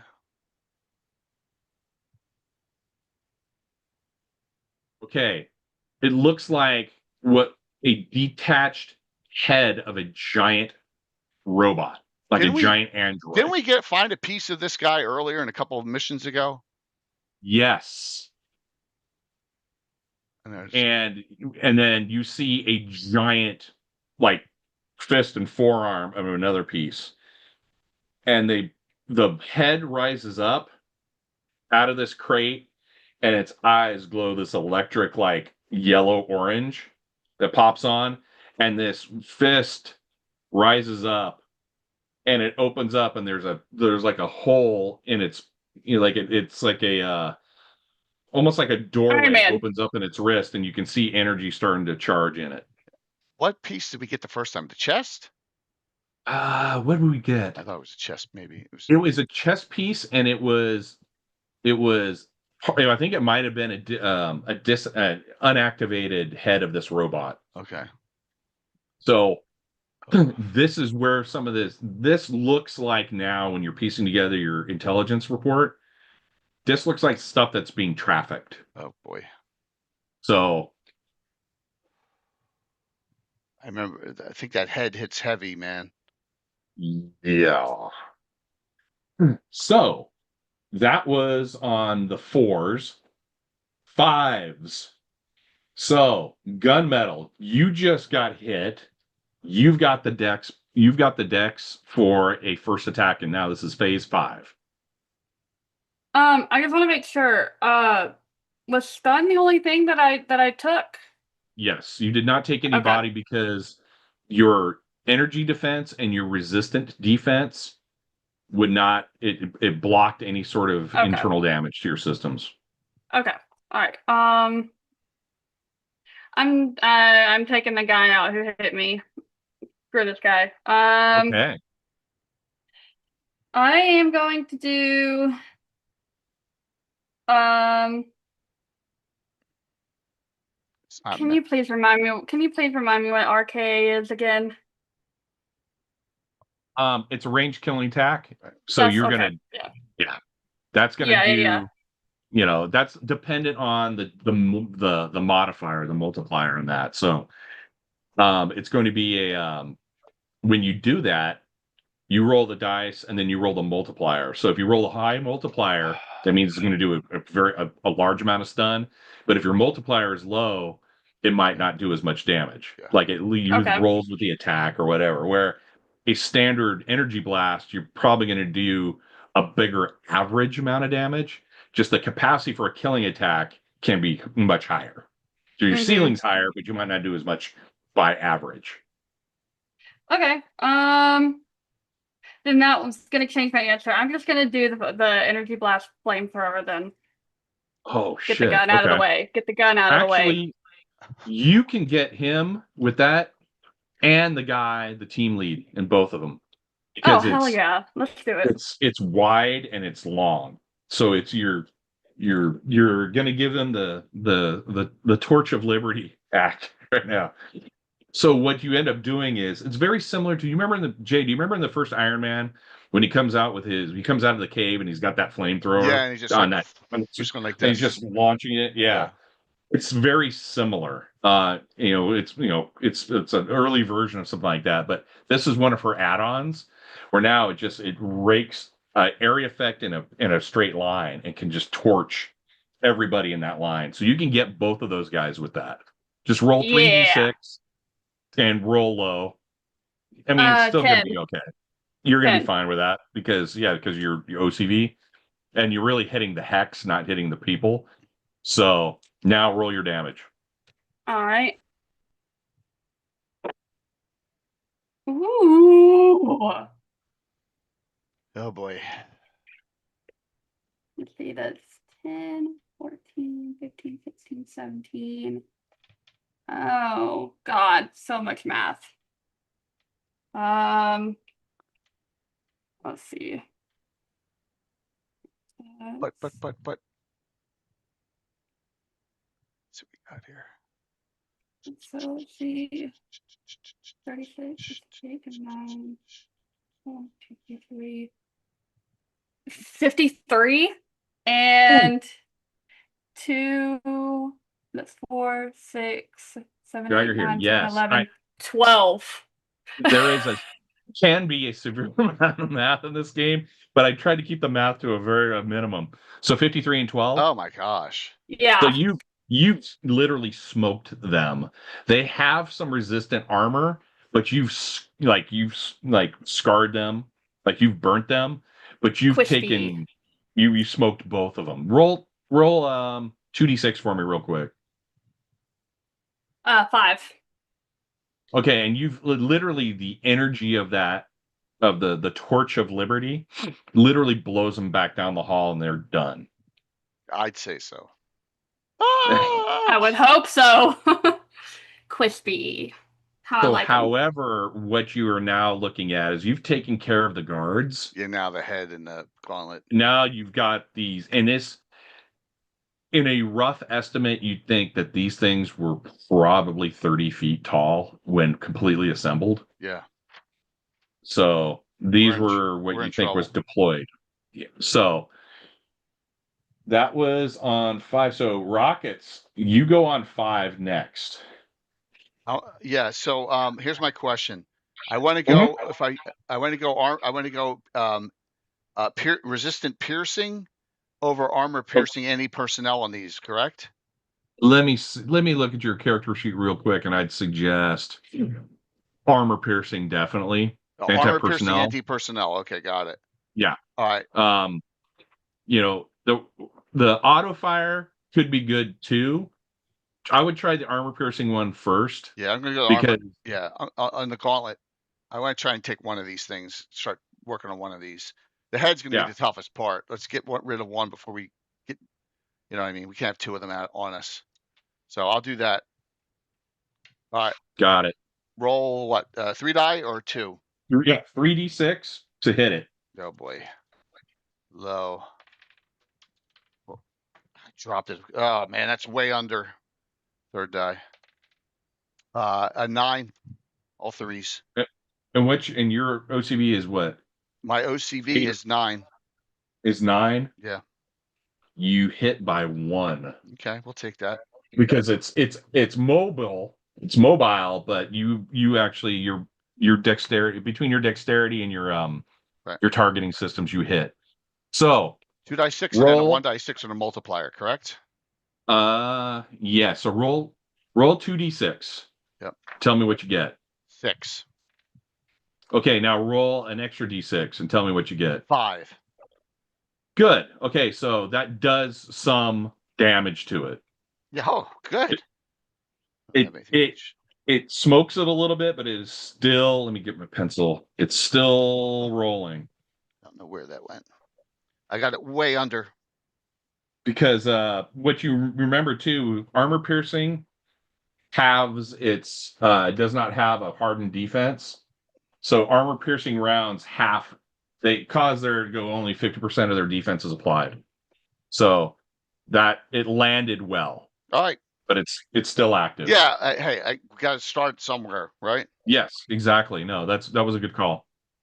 I'm going to move. Then I'm going to move off, in and off to the side a little bit. I would say you moved out to do it because you can't really move after. You can't move after an attack. Okay. You've done that before your attack to position yourself right. I don't want to get any air effects with these two. No, don't. Yep. So Aegis flies down, and you just kind of hear him mutter under his breath, "Oh shit!" Yeah. And he pulls out his firearm and shoots at the head, and it actually hits very well. Let's see. Long drop.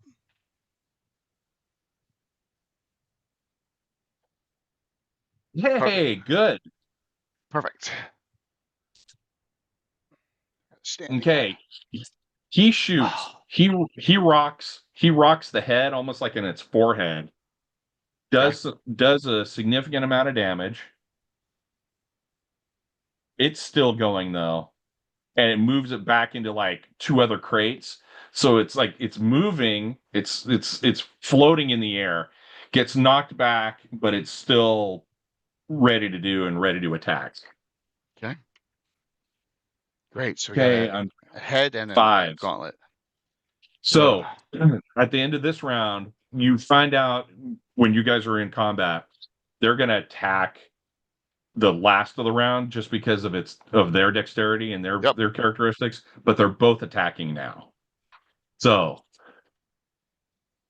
they're going to focus the gauntlet. You can see you can hear almost the whirring of the sound in its gauntlet, and takes a shot at rockets. Here comes bad news. I know I'm gonna get blasted finally. What's your DCV again? 9. And it has a 7, so yes, it hits. Actually, does hit.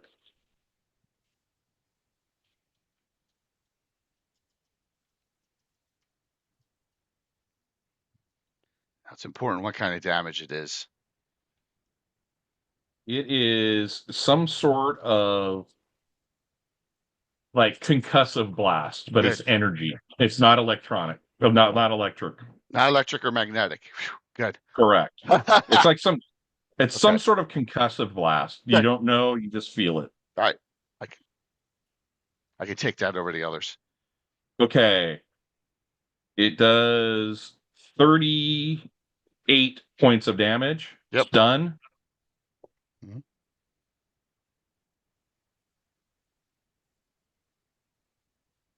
11 body, which your defenses should probably soak up that body at least. I have 13 with a star asterisk on the body. Yeah. You're not going to get affected by that.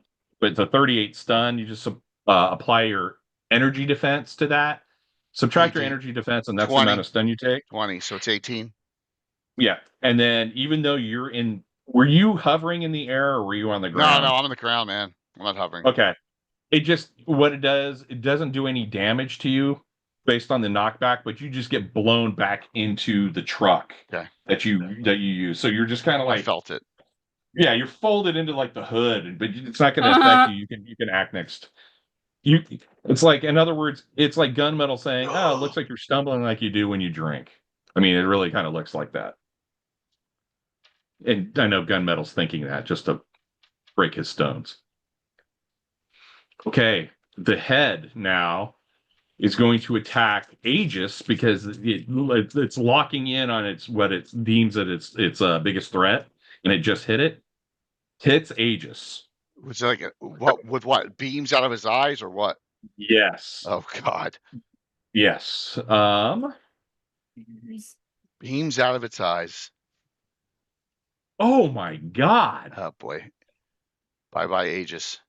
3, 6, 9, 12. Out of 12 die, I rolled 1, 2, 3, 4, 5, 6, 7 sixes. Oh my God. Jesus. Okay. Because he has one ability that he'll forfeit for his next round, I'm going to give him a chance to missile deflect with his shield. So Jay, and I'm going to because he gets a luck as well. You are going to roll his missile deflection, and What? it's going to be roll 3d6 and tell me what you get. What? Because this is Four, gonna 4, 4, 1, 9. Okay. He is able to get his shield up, but he can't act in his next round. I'm gonna burn his special. He puts his shield up and gets blown back out of the, almost into the flatbed. He goes, hey Aegis. Bye Aegis. That's exactly what just happened. If he had not deflected that missile, he would have been smoked. I rolled incredibly high, and I rolled 50 on 12 That's d 6. disgusting. All right, I mean, so he it's gets stupid. no action next round. In his next action. Yeah. Ugh. So we're at phase 6 now. Ritual, you go. Get one of them out. Yeah, This is that's what I'm where thinking. you remember where we talked about your hand-to-hand killing attack? Yeah, That's probably what you'd want to do right now. that's what I was thinking. Nice. Yeah. And you can I'm trying to decide if I want to do the hand or if I want to do the face. Not the face. Oh, sorry. Not in the face. Not the face. Not the face. Yeah, we'll get rid of that hand. Yeah. I think that's what we're gonna do. And you're obviously using your force field because now you're literally getting within striking distance of this thing. Okay. Yep. So you go ahead and roll your 3d6.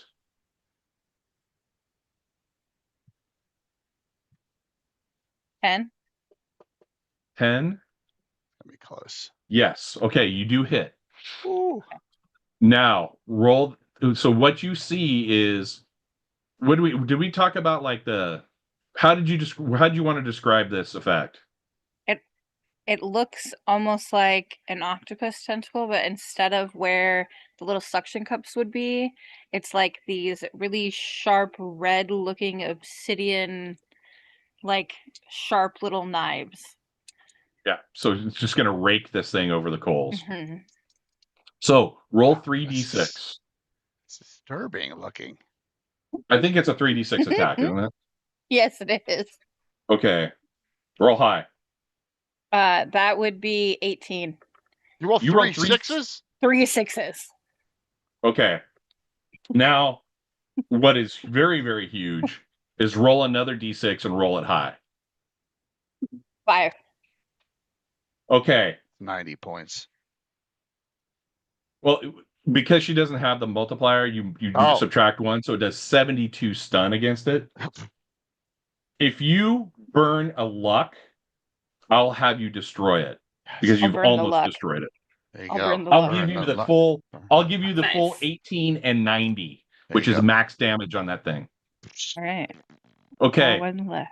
What you see is she is able to wield chaos magic to the point where these things wrap around it and literally just crush it, and it just splinters. We still have this floating around. You have that floating around with these like glowing orange electrical eyes just looking at all of you now. Okay. 6, that's all who goes on 6. 7s, nobody goes on 7s. 8s. Lou. Okay, and I'll just tell you, that head is damaged and will attack at the end of this round. And you guys need to, you guys all get attacks. Oh, all three of us? Wow. Yeah. All 4 of us. Because well, no, Aegis is out because he would attack on this round too. So it goes ritual, gunmetal, rockets. Go for it. You it. want to destroy this thing. Uh, Oh, sorry, all the switching up and down. It's just, it can only stand so long, sit so long. I think we're gonna magic bolt it in the face. Okay. Into the face. So 3, right? 3d6. Roll 3d6. That's 6. You rolled a 6 total? Yeah, a 4 and 2 Yeah. ones. Good. So you hit it. So Okay. for purposes of combat on this, you don't roll a 12 or higher. Okay. And then you're going to hit it. Okay. So 11 or less will 12. hit this thing. So now roll 12. 12d6. Because of its defenses, just give me the total stun on it. Right, Because no body. the defenses, you're not going to do body damage on it.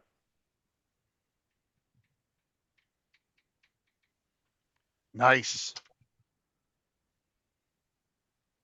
And we'll take a quick bio here in a second too, Jay, so you can get Sure, up and we're around. good. We're good.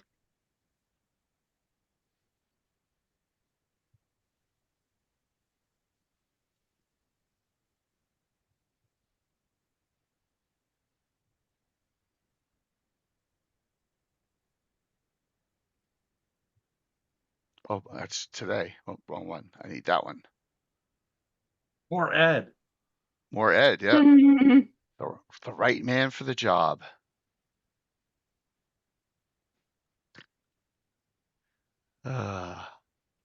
All in Altamira.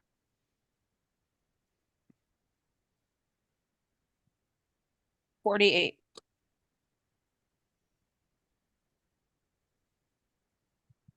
Okay, you do some really good damage on it. Okay, it is smoking, but it is still up. Okay, gunmetal. So it's you and Rockets need to put this thing out because it's going to hurt somebody. Yeah, I'm going to do my energy blast. Okay. Yeah. I Actually, don't think let me see. Let me look at your. Let me just take a look at something. You know what I would do if I were you? I'd pop that automatic rifle out of your other arm and shoot a 10 rounds out of it and shoot auto fire at it. Oh, Roll okay. again. Yeah, re-roll it. Do that, and then we're gonna figure something out. Roll low. 10. Okay, 10. Did you have any regulars? Oh, Yeah, I have 4 I of know them. you're supposed to do it beforehand, but for purposes of this game, burn a regular because I'm going to give you 2. I'm going to help you land 2 shots on that thing. Okay, that works. So now we're going to do this 2 separate times because it's not combined. It's considered 2 separate attacks. Roll 2d6. Now it's all high. Okay. No, before. Roll another one, and then roll an additional die. A 5. Okay. Now do it again. Roll 2d6 and then an extra. Nope. 3, and then a 5. Okay. Damn. I was trying to get you that higher multiplier. You I land know 2 my shots on dice it, hate me for some reason this week. but you had a rough night on Thursday too. yeah, Really rough. The bullets basically happens. glance off of it. But if you had rolled high enough, you would have really stung it. All right, Jay. So here's my question: between missions, can I get a reload or not? No. So Not until the purposes of this game is over will you be reloaded. So if I fire my auto fire in all 30 rounds, I'm done for it with my auto fire. Let me look at your sheet real quick. The top one. You only do it's considered 10 at a time. Oh, it's considered 10. Well, then I'll shoot off 10. I'll auto fire Okay. 10. Now do this. So roll 14 or less. 14 or less. Actually, you know what? You know what I would do, Jay? Yeah. I would shoot that armor piercing round at it again. Armor piercing again. Okay. I know you would be down to 4. That's fine. That's fine. But do that. Do that instead. 14 or less, so, or is it lower? No, that is automatic. The 14 or less is basically it's a new mechanism in your system, so you have to activate it first. Right. Okay. Whereas your other stuff is already loaded in, so you're good to go. Just right. roll a A 11 or less. I rolled a 7 this time. Okay, so you hit. Now roll 2d6 and then an extra d6 and tell me 2d6 what you is get. 5. The extra d6 is 5. So I rolled a 4 and 1 on the first one and a 5 on the second. Okay. Do you have a luck die? I'll burn it. That'll make me out. I don't care. Okay. What you end up doing is, because as it's Scott trying to Chef move gave it to me. around and dodge, you hit it right in the eye. And that multiplier, because I'm going to give you the extra multiplier, you hit it and it deactivates. So has anybody got luck die left? They do. I don't. I used all mine. Okay. I Because don't have any. I still Oh, have you two. don't either? Oh, okay. I still have two. Yeah, I know you do. It's all right. I All right, Jay. All right, Jay. I know. Isn't it? I'm totally Jay Role right there. That's reversal. hilarious. Role reversal. I don't Jay's mind burning Fritz and mine now Curtis is because I'd Jay. rather get. I don't want to get random damage. You know, because both Blue and I got some stun damage on us. You know? Okay. So you guys have some damage. So what ends up happening is Boom. that deactivates and literally drops right to the ground. You hear behind the crates, no, can I surrender now? Sure. It's the driver you forgot about. He's Yeah. like, these guys were really weird. I got paid really well. I was just told to show up here with the truck. I don't know anything. I don't feel like interrogating him. I'm too tired to interrogate him. Someone else can if they want to. But let's just get what we need to do here. Call in our resources, find out what we're looking for, and move on. So what you end up doing is, through that, resources are en route. You find like a mainframe computer terminal, and you find out where these particular pieces were going to Europe. So they were going to be shipped, gone to a particular port, and they were going to be shipped out. You see that it takes. Does anybody have computer programming? I don't think I Because do. if you don't, even Aegis doesn't. You see a lot of things that were encoded that it would take a while to code up. Because of your experience, you think that team leader may have already had those codes changed. So you have one node that may have been a shipment to one particular port off the coast of Europe, but the other nodes may be already back on the ground. So before the big law enforcement and the military show up, you hear a vehicle that lands outside as you guys are inside. So it lands kind of out in the street where the dump truck and the flatbed were.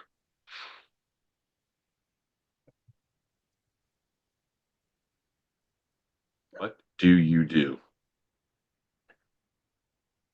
Let's go out and see if it's friend or foe.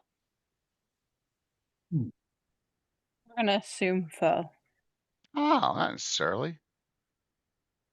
I mean, if I'll you go out there. guys are en route. Okay.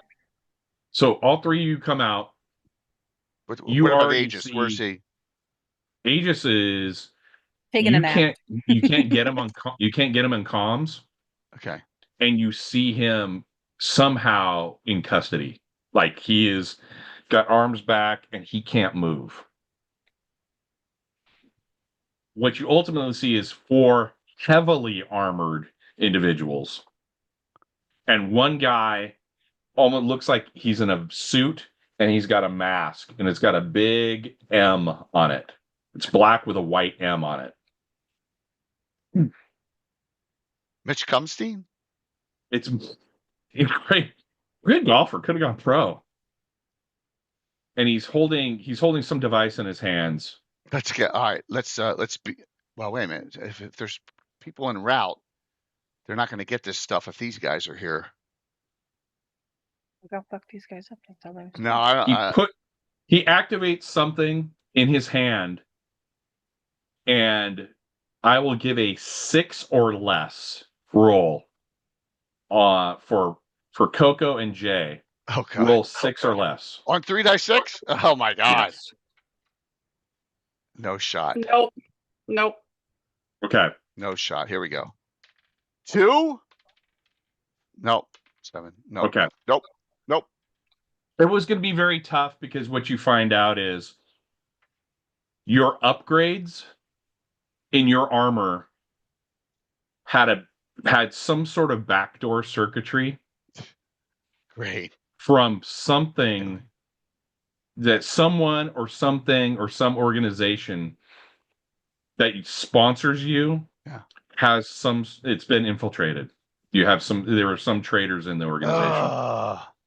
So you cannot move. Like you can't. Your interface cybernetically with your armor and everything can't move.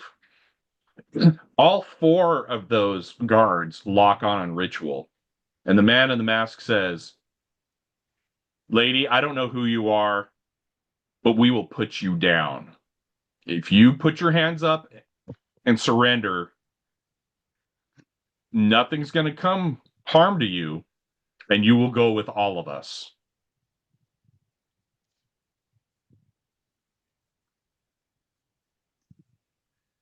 Don't be a martyr. What do you say? Did you tell me don't be a martyr? Don't be a martyr. You can't win. It's a fight you can't win. I can't win. No, not against 5 guys.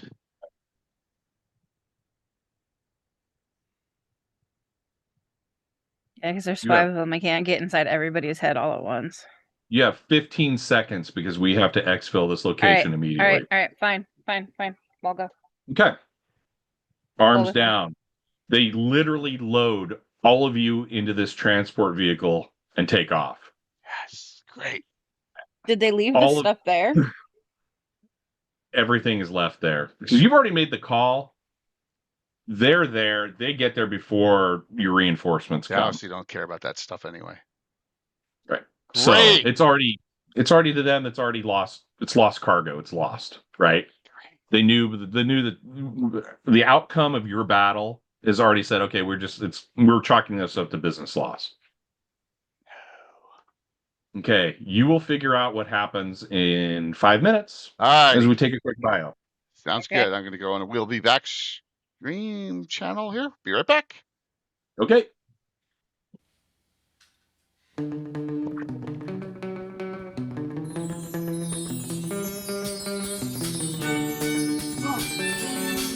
Oh man, Game After Eric is just raiding us now.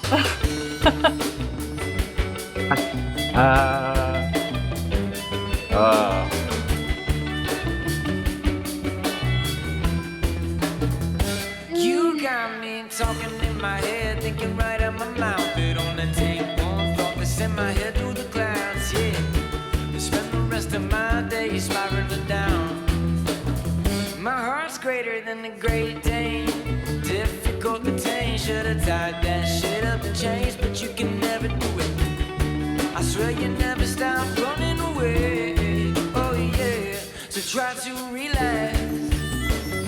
Just try to relax.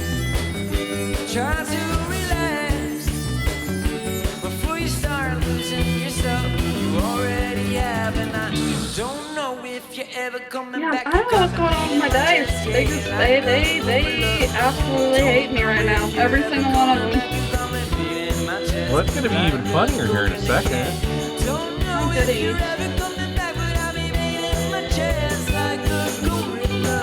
Oh, come on. You guys can take this.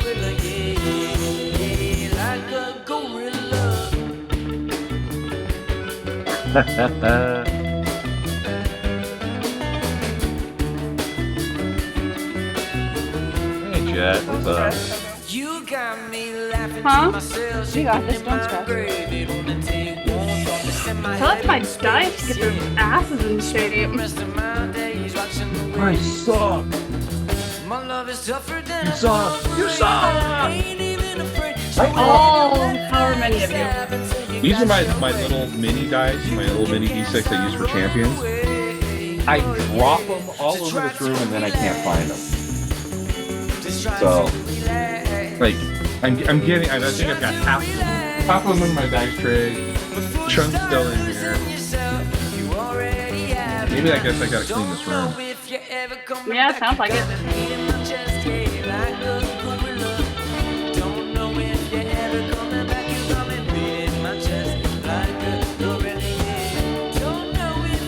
They need some TLC. She plays way too many games with them, and they're upset. They want a break. The only way they'll be nice is if she plays with Rich on Thursday.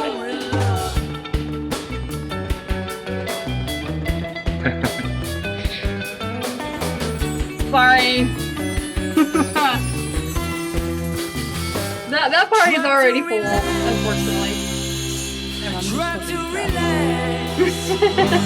Try to relax. Yeah. Before I start losing myself, I already have, and I don't know if I'm ever coming back. You got me beating my chest, yeah, like a gorilla.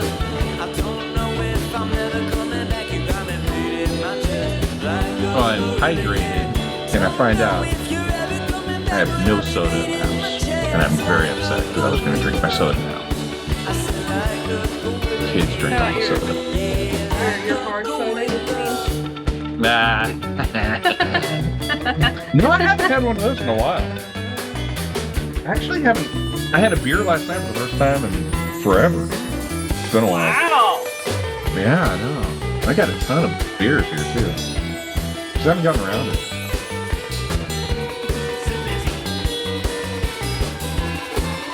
See, Raz cursed your dice there, Coco.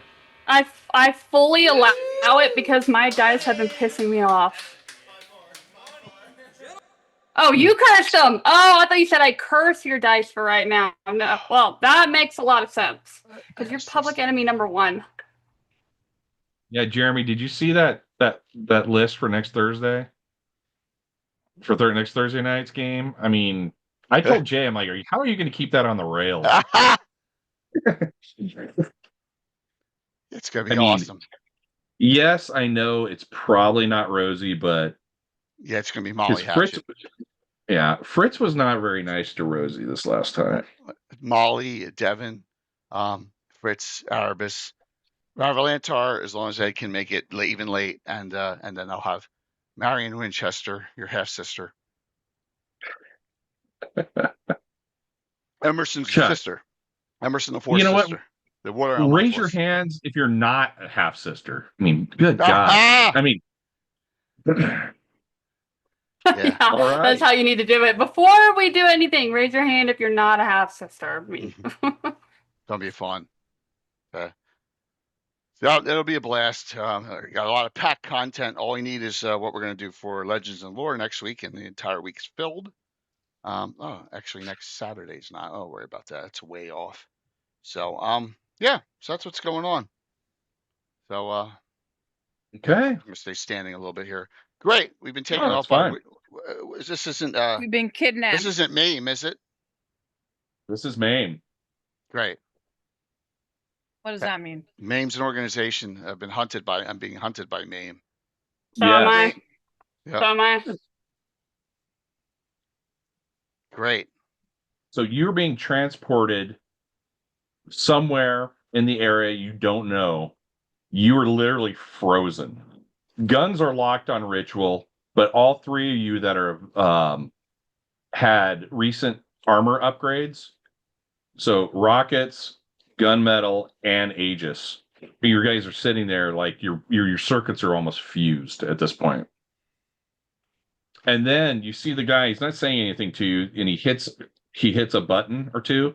Then Rocket's arm just goes like this, and this, and this, and this. That's funny. Like it is like it's involuntary at this point. Like someone has some control over your internal circuitry. Oh, I need that remote. Got it. So I'm going to pretend that he can is controlling what I'm saying. Okay. Okay. And then afterwards, I go, oh, that wasn't me. And so he says to Ritual, I just need to know, does carpet match the drapes? Oh my God. This is where I put the hand in my face, like, oh. And then he made me say it. Come on, that was funny.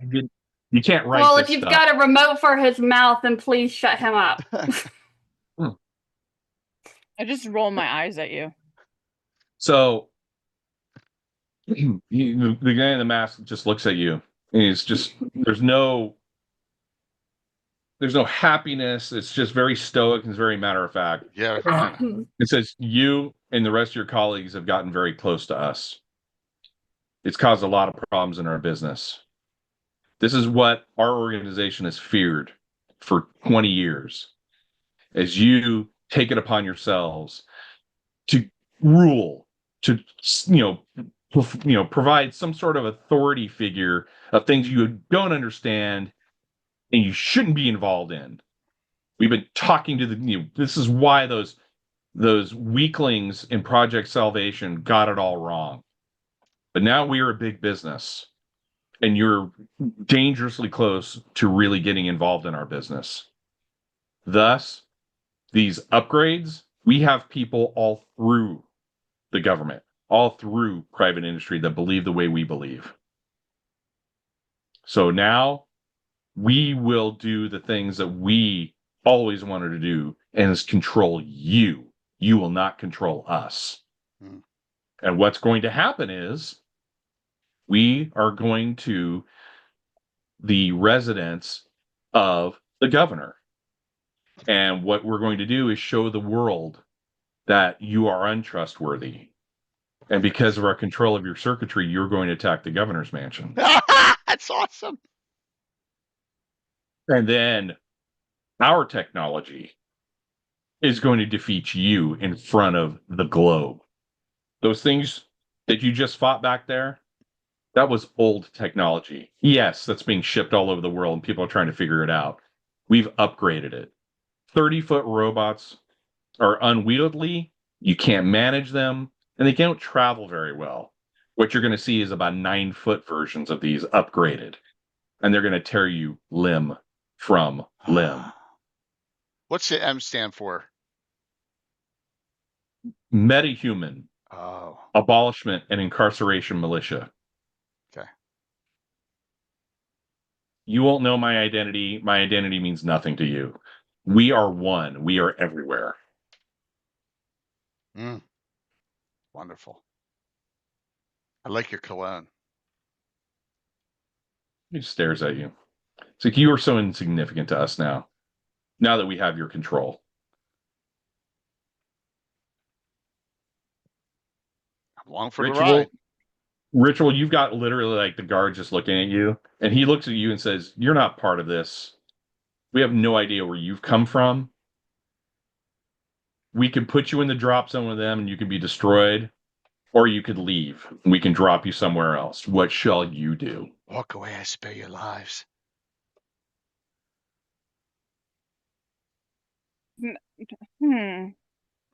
I know where they're going, so technically if I'm dropped somewhere else, couldn't I inform people? Who's going to listen to you? Who are you? You weren't even on our map. Character, I'm asking until you. Today. I'm asking you, out of character. Oh, out of character.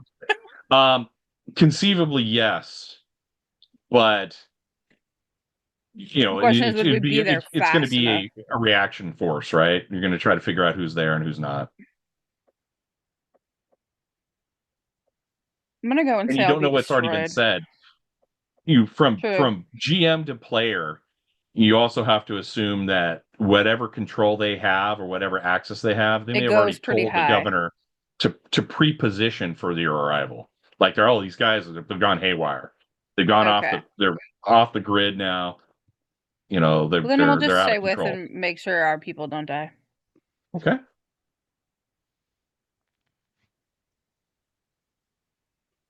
So I basically look at him and I go, I might not be on your radar now, but I will be by the time you die. Oh my gosh. It's like whatever that barbed stick that came out of you was. Literally, we're inside a vehicle and I'm trying to stay in control of who I am, but that it's rapidly deteriorating. So the longer we've been in this car. Just as an aside for this character too, for Star's character, this she is like enveloped in this chaos magic. It wants to not be confined. So she's constantly not only just trying to keep control of it, but even literally being in an elevator or a vehicle causes her great consternation because it just does not want to be confined in any way. So she's losing her shit right now. As it's like, wow. In short order, you're near the governor's mansion and has that quintessential bottom of the aerial transport opens up, and he holds up and he points at Ritual and says, "You out." Okay. You out. I'm out. So you can literally fly right through the hole. He hits the control. All three of the other party literally just drop down. And then you're not being dropped and fall because it has to look real. But all three of you land on the ground. Okay. Now put up that second map, Jay. With all the Dr. Detroits or whatever. Yeah, the Dr. Manhattans. It's actually a cool little I did icon. not. That was it switched. It always does a switch on me. I didn't do it on purpose. It switched. I hit that 13 button. It switches over to 14, which is weird sometimes. All right. Okay. So roughly, it's already been pre-positioned. Like you have police cordoning off. Oh gosh, it's all set up. So that's like a fountain. There's some trees. That is the front entrance to the governor's mansion in Virginia. And you've got these look like Dr. Manhattans. What they look like as you were going through the specs before they apprehended you with the robotic head and fist or forearm. They were scaled for 30 foot tall, almost like it's a pastiche of like in Champions published lore of the Sentinels and X-Men, right? Yeah. So what they've done is MAIM has redesigned these units. What do we call them? What are we calling them? Oh, basically what you found out, they call them the safeguard units. Okay. So these safeguard units are now about 9 feet tall. But they look like they've been streamlined. They look very, very tough. They look about as tough as the ones that you just fought, those individual pieces, but now they're units and they're mobile and they are sitting out there. And it's if what you've pieced together in this ride as this guy was going on as MAIM through whatever channels is selling these things as, as a defense mechanism now against metahumans. Okay. Ugh. So, and this is early deployment because this goes back 20 years ago when there was the schism in the organization of how they wanted to be aggressive toward metahumans because they feared them. So now you're there and you can feel the hum now as that transport takes off, and it literally, as you look at it, it goes cloak. It's gone. It's almost like boom, it's done. All the armored people feel like the whirring of your circuitry is activating, and it's weird because it's separate from what your cybernetic interlinks are. So you're like, oh, what is this going to do? So now you feel like rockets feels like it's the rockets are now starting to like engage from its arms, but you can see through your targeting system, you're not even targeting those androids, you're targeting the residents. So it's going to look like you are attacking the governor's mansion. All of you look like you're targeting them. Ritual, you're in a weird position right now because you're like, I am here. I know what's happening. Nobody's going to listen to me. What do I do? Okay. Now, this is what happens in round 12. and I'll have Coco. I'll have you roll for Aegis as well. Roll Okay. another. Okay, what you know, and I will give you guys this is all of you with armored suits all know that if you have either a power dump or something hits you and you need to restart your program, there is an internal diagnostic you can do manually to try to almost jumpstart and restart your system. The more you do it, the better chance it has of maybe clearing whatever code they put in it. But it's going to start very, very low. Okay. And I'm going to start after round 12. So after round 12, I'm going to start giving you That's very, funny. very growing chances to try to see if you guys can clear this. So, round 12, based on dexterity, gunmetal, you go, but you don't really go. What you end up doing is Right. mark down off of your auto fire 10 shots as you feel your system just rake 10 shots across the governor's mansion, blasting Okay. through windows and everything else. Damn. That's harsh. Rockets, same thing. You feel yourself, you can't even control your armor right now. And you feel that auto fire, you do the same thing. And you rake across the front of that building. Okay. First set of auto fire. 10 Uh, rounds. Yep. Yes. Aegis does the same thing. He lifts his weapon, which looks like a large, it's almost like a mix between a sawed-off shotgun and like a can, like a grenade launcher, and busts a shot over at the governor's mansion. Ritual, you're under your own control now. This is a very tricky situation. What are you going to do?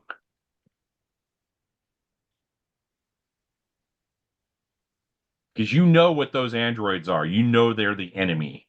But you just seen your 3 compatriots just launch, and you know how this is going to look, hitting the exterior of the governor's mansion. The So androids it's haven't making moved it yet. look like you guys have lost control of your shit. Have the androids moved yet? Not yet. They move at the end of the round. Oh. Because you guys all move quicker than they.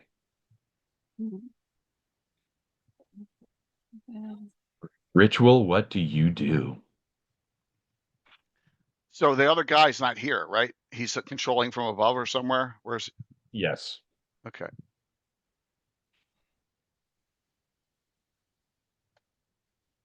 Raz, that's hilarious. You better anti-fire burn. Let's see. Okay.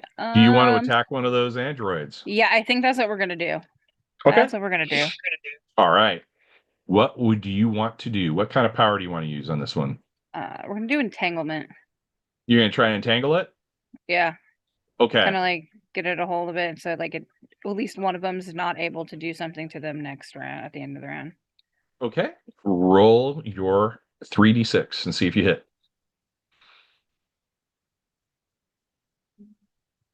Well, exactly. And what is your OCV? My OCV is 8. And you rolled a 12? Yeah. You do not. Oh.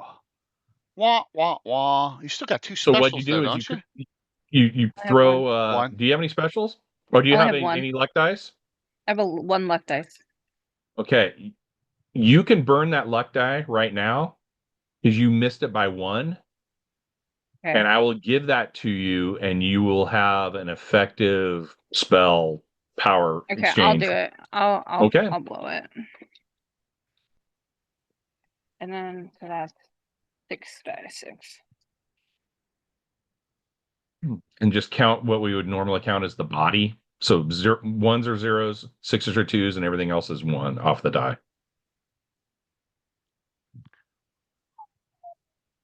7. Okay.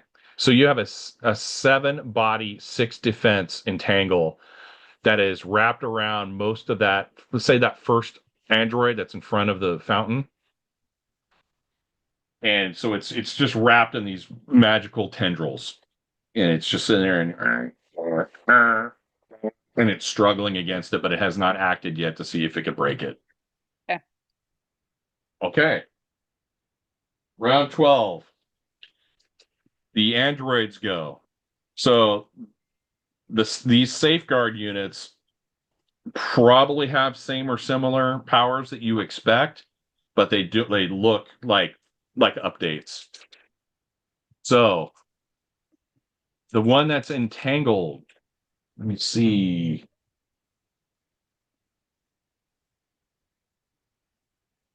Okay, it is now trying to break out of the entangle. Fail. Fail miserably, please. It's using its innate strength. And I'll just say the strength is very similar to what Coco Bunny has. Actually did not roll all that well for it. So you have a 6, so it's 6 defense. So some of those tendrils snap, but it looks like a few are still in place. So that entangle it'll keep it entangled for at least one more attack round. Okay. The other, look at you guys. You're not like your DCV 0. Okay. You're still, because they have to, whoever's controlling you guys has to make it look right. Okay. So your defensive values are the same, but these androids are now going to start targeting you. Okay. Okay. So the one in the left and the back looks at rockets. And there's something that, like, it almost looks like something comes up out of the shoulders. And they look like little nozzles. And it attempts to shoot you with something that's flying out of those nozzles. And rolls a 5, so hits you. What you immediately feel is like, oh shit, this is cold. And it looks like almost some sort of sub-zero liquid that encases you in ice. Oh, nice. Oh, it's actually not that great. 1, 2, 3, 4. So what it is it looks like similar like an entangle, but it has a certain defense and a certain body to it. So what you'll be able to do on your attack round is you can try to shoot your way through it. Okay. But that'll take your round. You will not be able to attack or do anything. So you're encased in like this sheet of ice. Who is that that on? is some incredibly sub-zero like liquid nitrogen. Who is that on? Yes. That's on rockets. Got it. Shh. Nice. Now you're just you were sub-zero. Now you're plane zero. Okay. And let's see. Okay, 1 to 2 is gunmetal, 3 to 4 is ritual, 5 to 6 is Aegis. It is ritual because they probably saw you attack the other unit. Okay. It attacks you. You have your force field up. By the way, sir. Your stun is back to normal now because in that they don't want you wounded. They want this to make it look right. For both us and Blue, yeah. Everybody who's taking damage, you're back up to normal. All right, got it. Oh, that helps. Okay. The android looks at you and fires some sort of superheated beam from its eyes, but misses. Okay. Ooh, I don't want that one against me. Now we were starting on the real round. So 1s, nobody goes. 2, ritual. It's your turn again. So you have a partially entangled one that you attacked already, and you've got 2 others that are brand new. We're going to energy bolt the one that shot at us with its laser eyes. Okay, yeah, that was like the bunk right one on that screen. Yeah. Okay. Okay. 6? Yes, you do hit. Okay.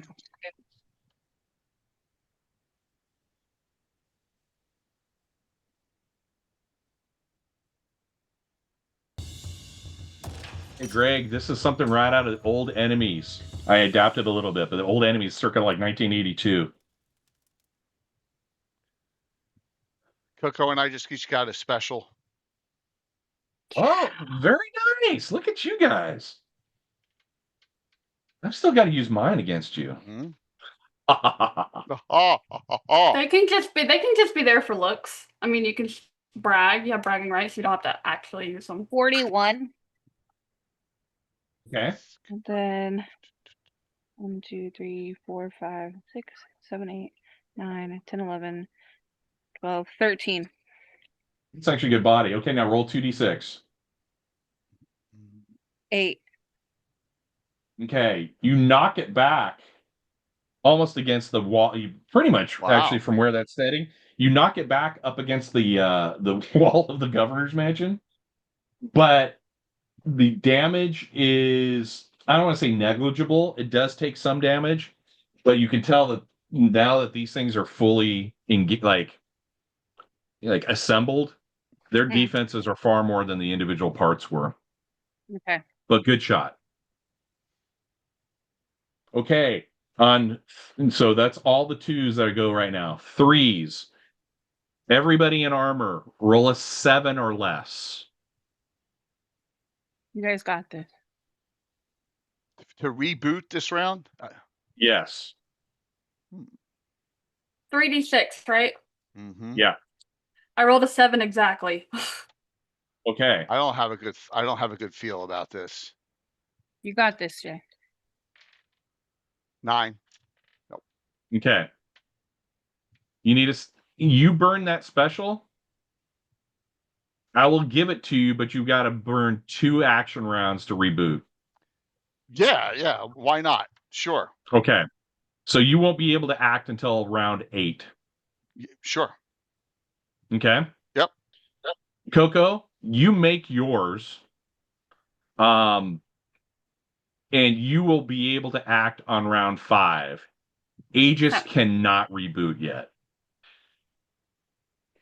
So he is going to be doing whatever it is they want him to do.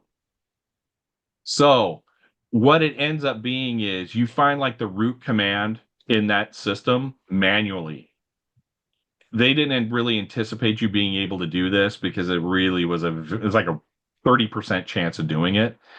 What ends up happening is you go and it takes like a few seconds for everything to clear and reboot.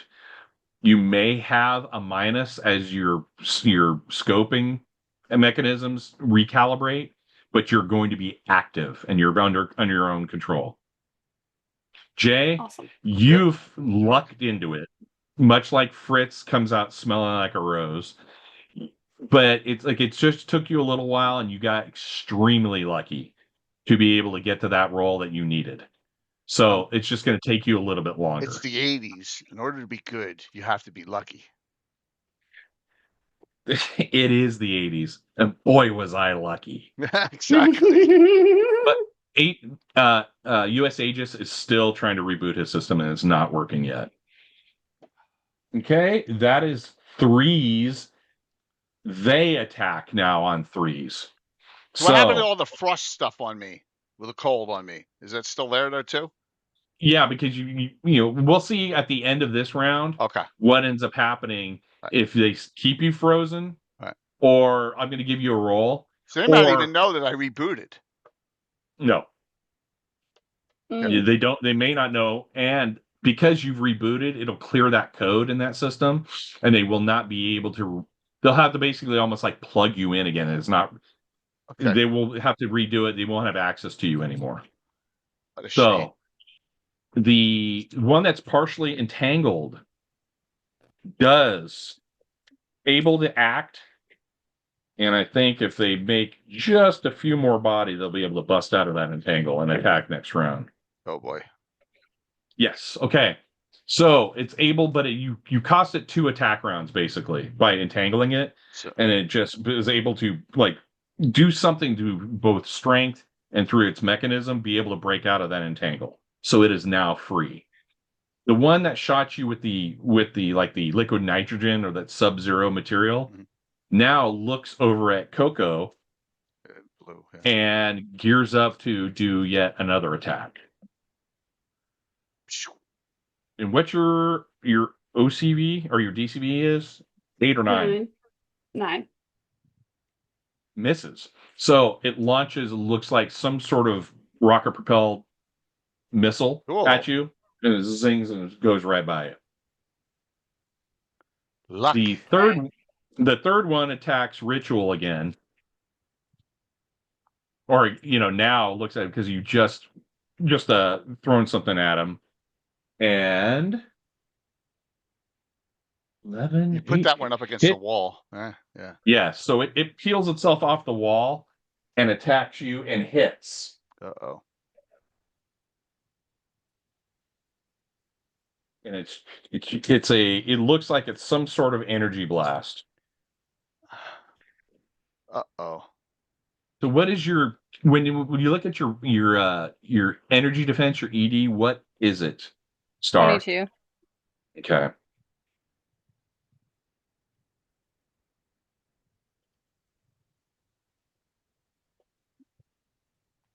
Okay. Does 38 stun to you? Okay. 22. It won't do any body to you, but I'm just going to do it for purposes of knockback.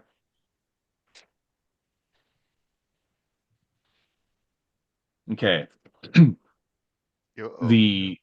So with 38, so subtract 22 from 38 is 16. So you take 16 stun.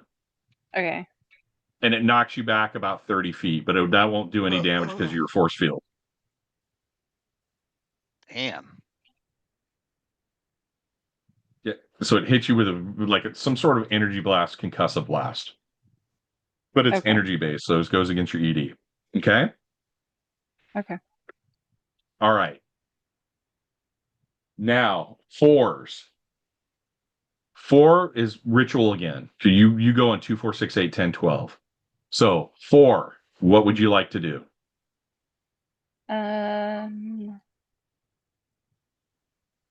They're all free now, correct? They're all free, yeah. Mm-hmm. We're gonna bolt the one that we had thrown up against the wall to begin with.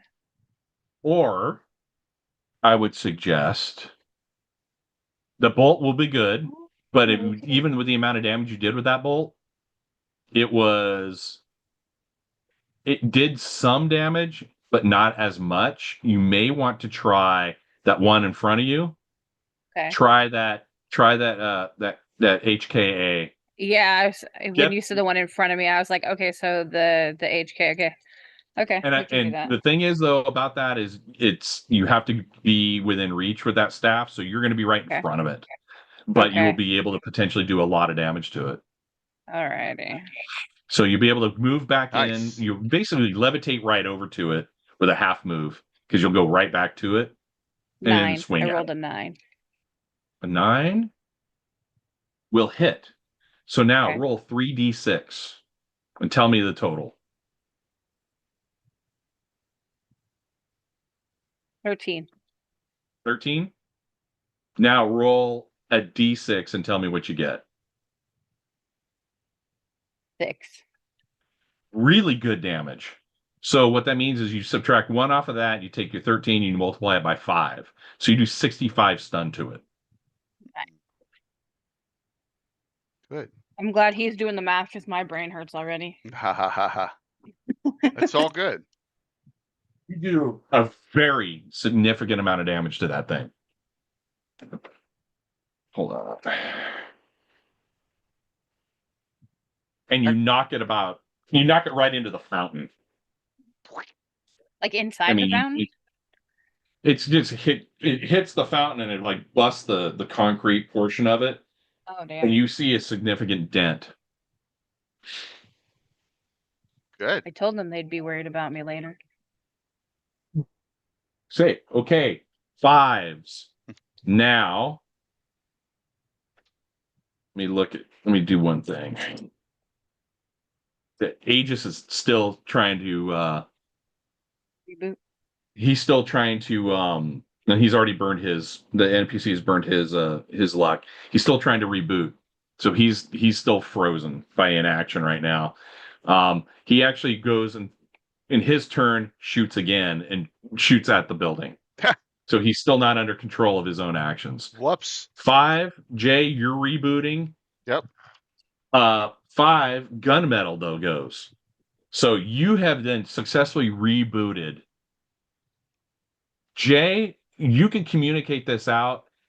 When you guys first landed, there is a surprising thing that you heard on your high range radio hearing. One, you heard almost like a sound, like a radio wave, short wave burst, and it was not something. It was something that overloaded your high range radio hearing, but it almost immediately attuned to it, and that's what triggered the actions. What you think of those androids?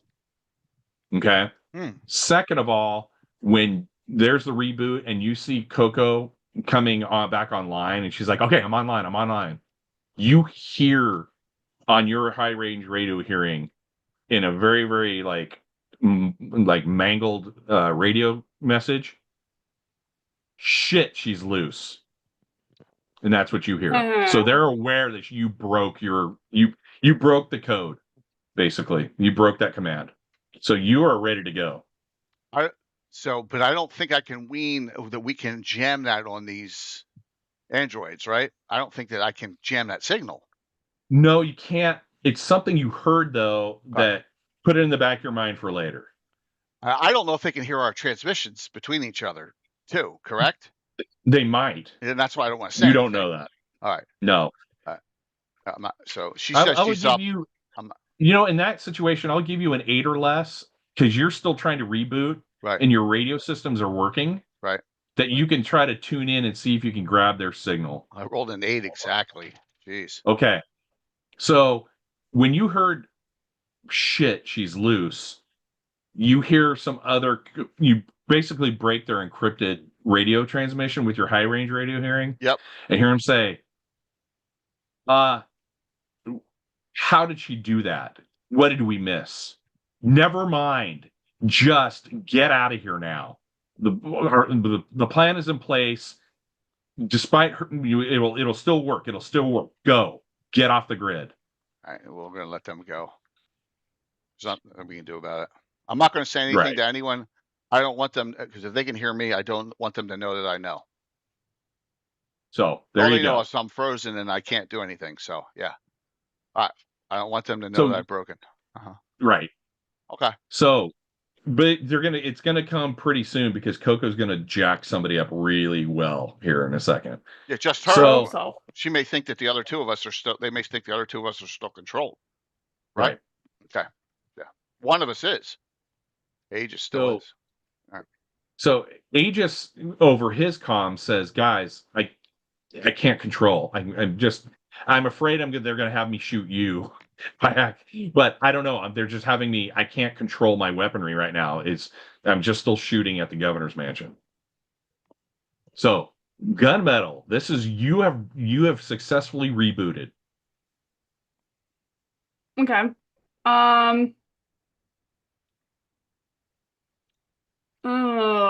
The one's almost down, and the one in the fountain did significant damage to it.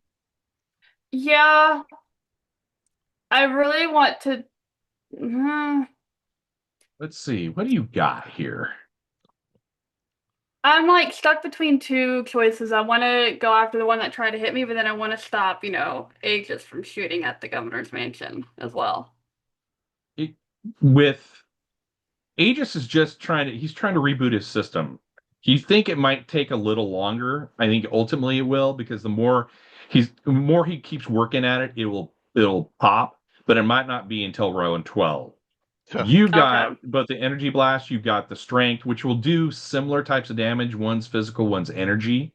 You've got the range killing attack selective fire. You can try to rake it over the coals with machine gun fire.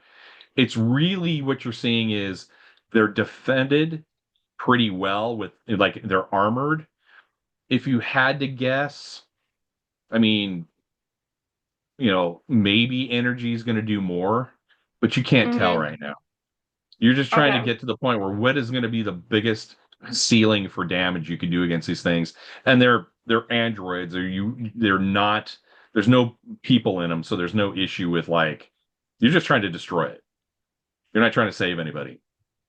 Well, then I think possibly my flamethrower should be. Not Maybe. do the flamethrower. That is a anti-personnel one. Oh, okay. Well, Because then my energy it only blast. does 10D versus even your energy blast does more, or your strength. And if you go hand to hand with these things, or you can even shoot the range killing attack as well too, because you can shoot that. You have enough rounds, and you can shoot that on auto fire and try to hit it. Mm. Or I mean, I would do either the energy blast or the strength, and just pop it. Yeah, I'll Those try would be doing the my energy blast. suggestions. Yeah, I'll try Okay, doing the energy blast then. which one do you want to hit? The one to hit the one that's already been injured significantly? Um, uh, no, I'm gonna go after the one that one I feel like is gonna be taken care of in the next round or so. I want to go after the one that hit me.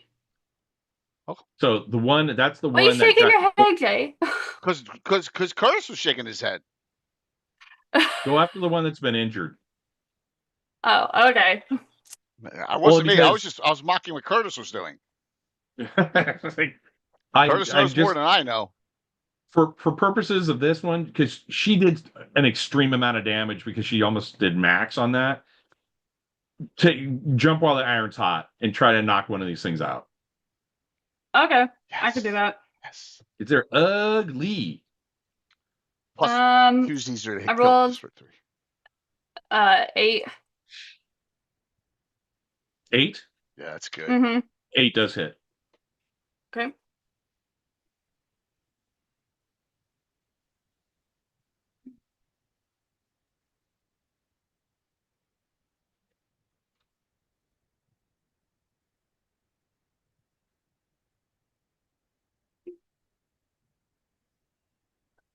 That's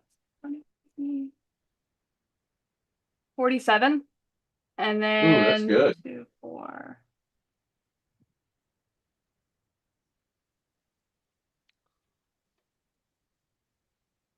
13. Okay, roll 2d6 for me. 4. Okay, you push it even out of as it stands back up. You push it again, and it hits the front, basically the front steps of the governor's mansion. And you guys think that if you have one good, more successive hit on it, you might knock it out. Almost. Still useless though. Okay. That was And round 5. everybody Wasn't that 5 that was still? around that was 5. So Yeah, I'm way. I'm every, still. I'm so, not. I'm so not they until all 8. they all so they all can now take shots. So the one you just hit, Toko, eyes glow and miss you again. Oh my These guys are gosh. not rolling well. And it's some sort of superheated laser blasts right by you. You know that was not going to be good. Because they look like douchey. No. They look like the douchey Dr. Manhattan. That's why. Yeah, they look oddly like humanoid. That's what's even even creepier. I Okay.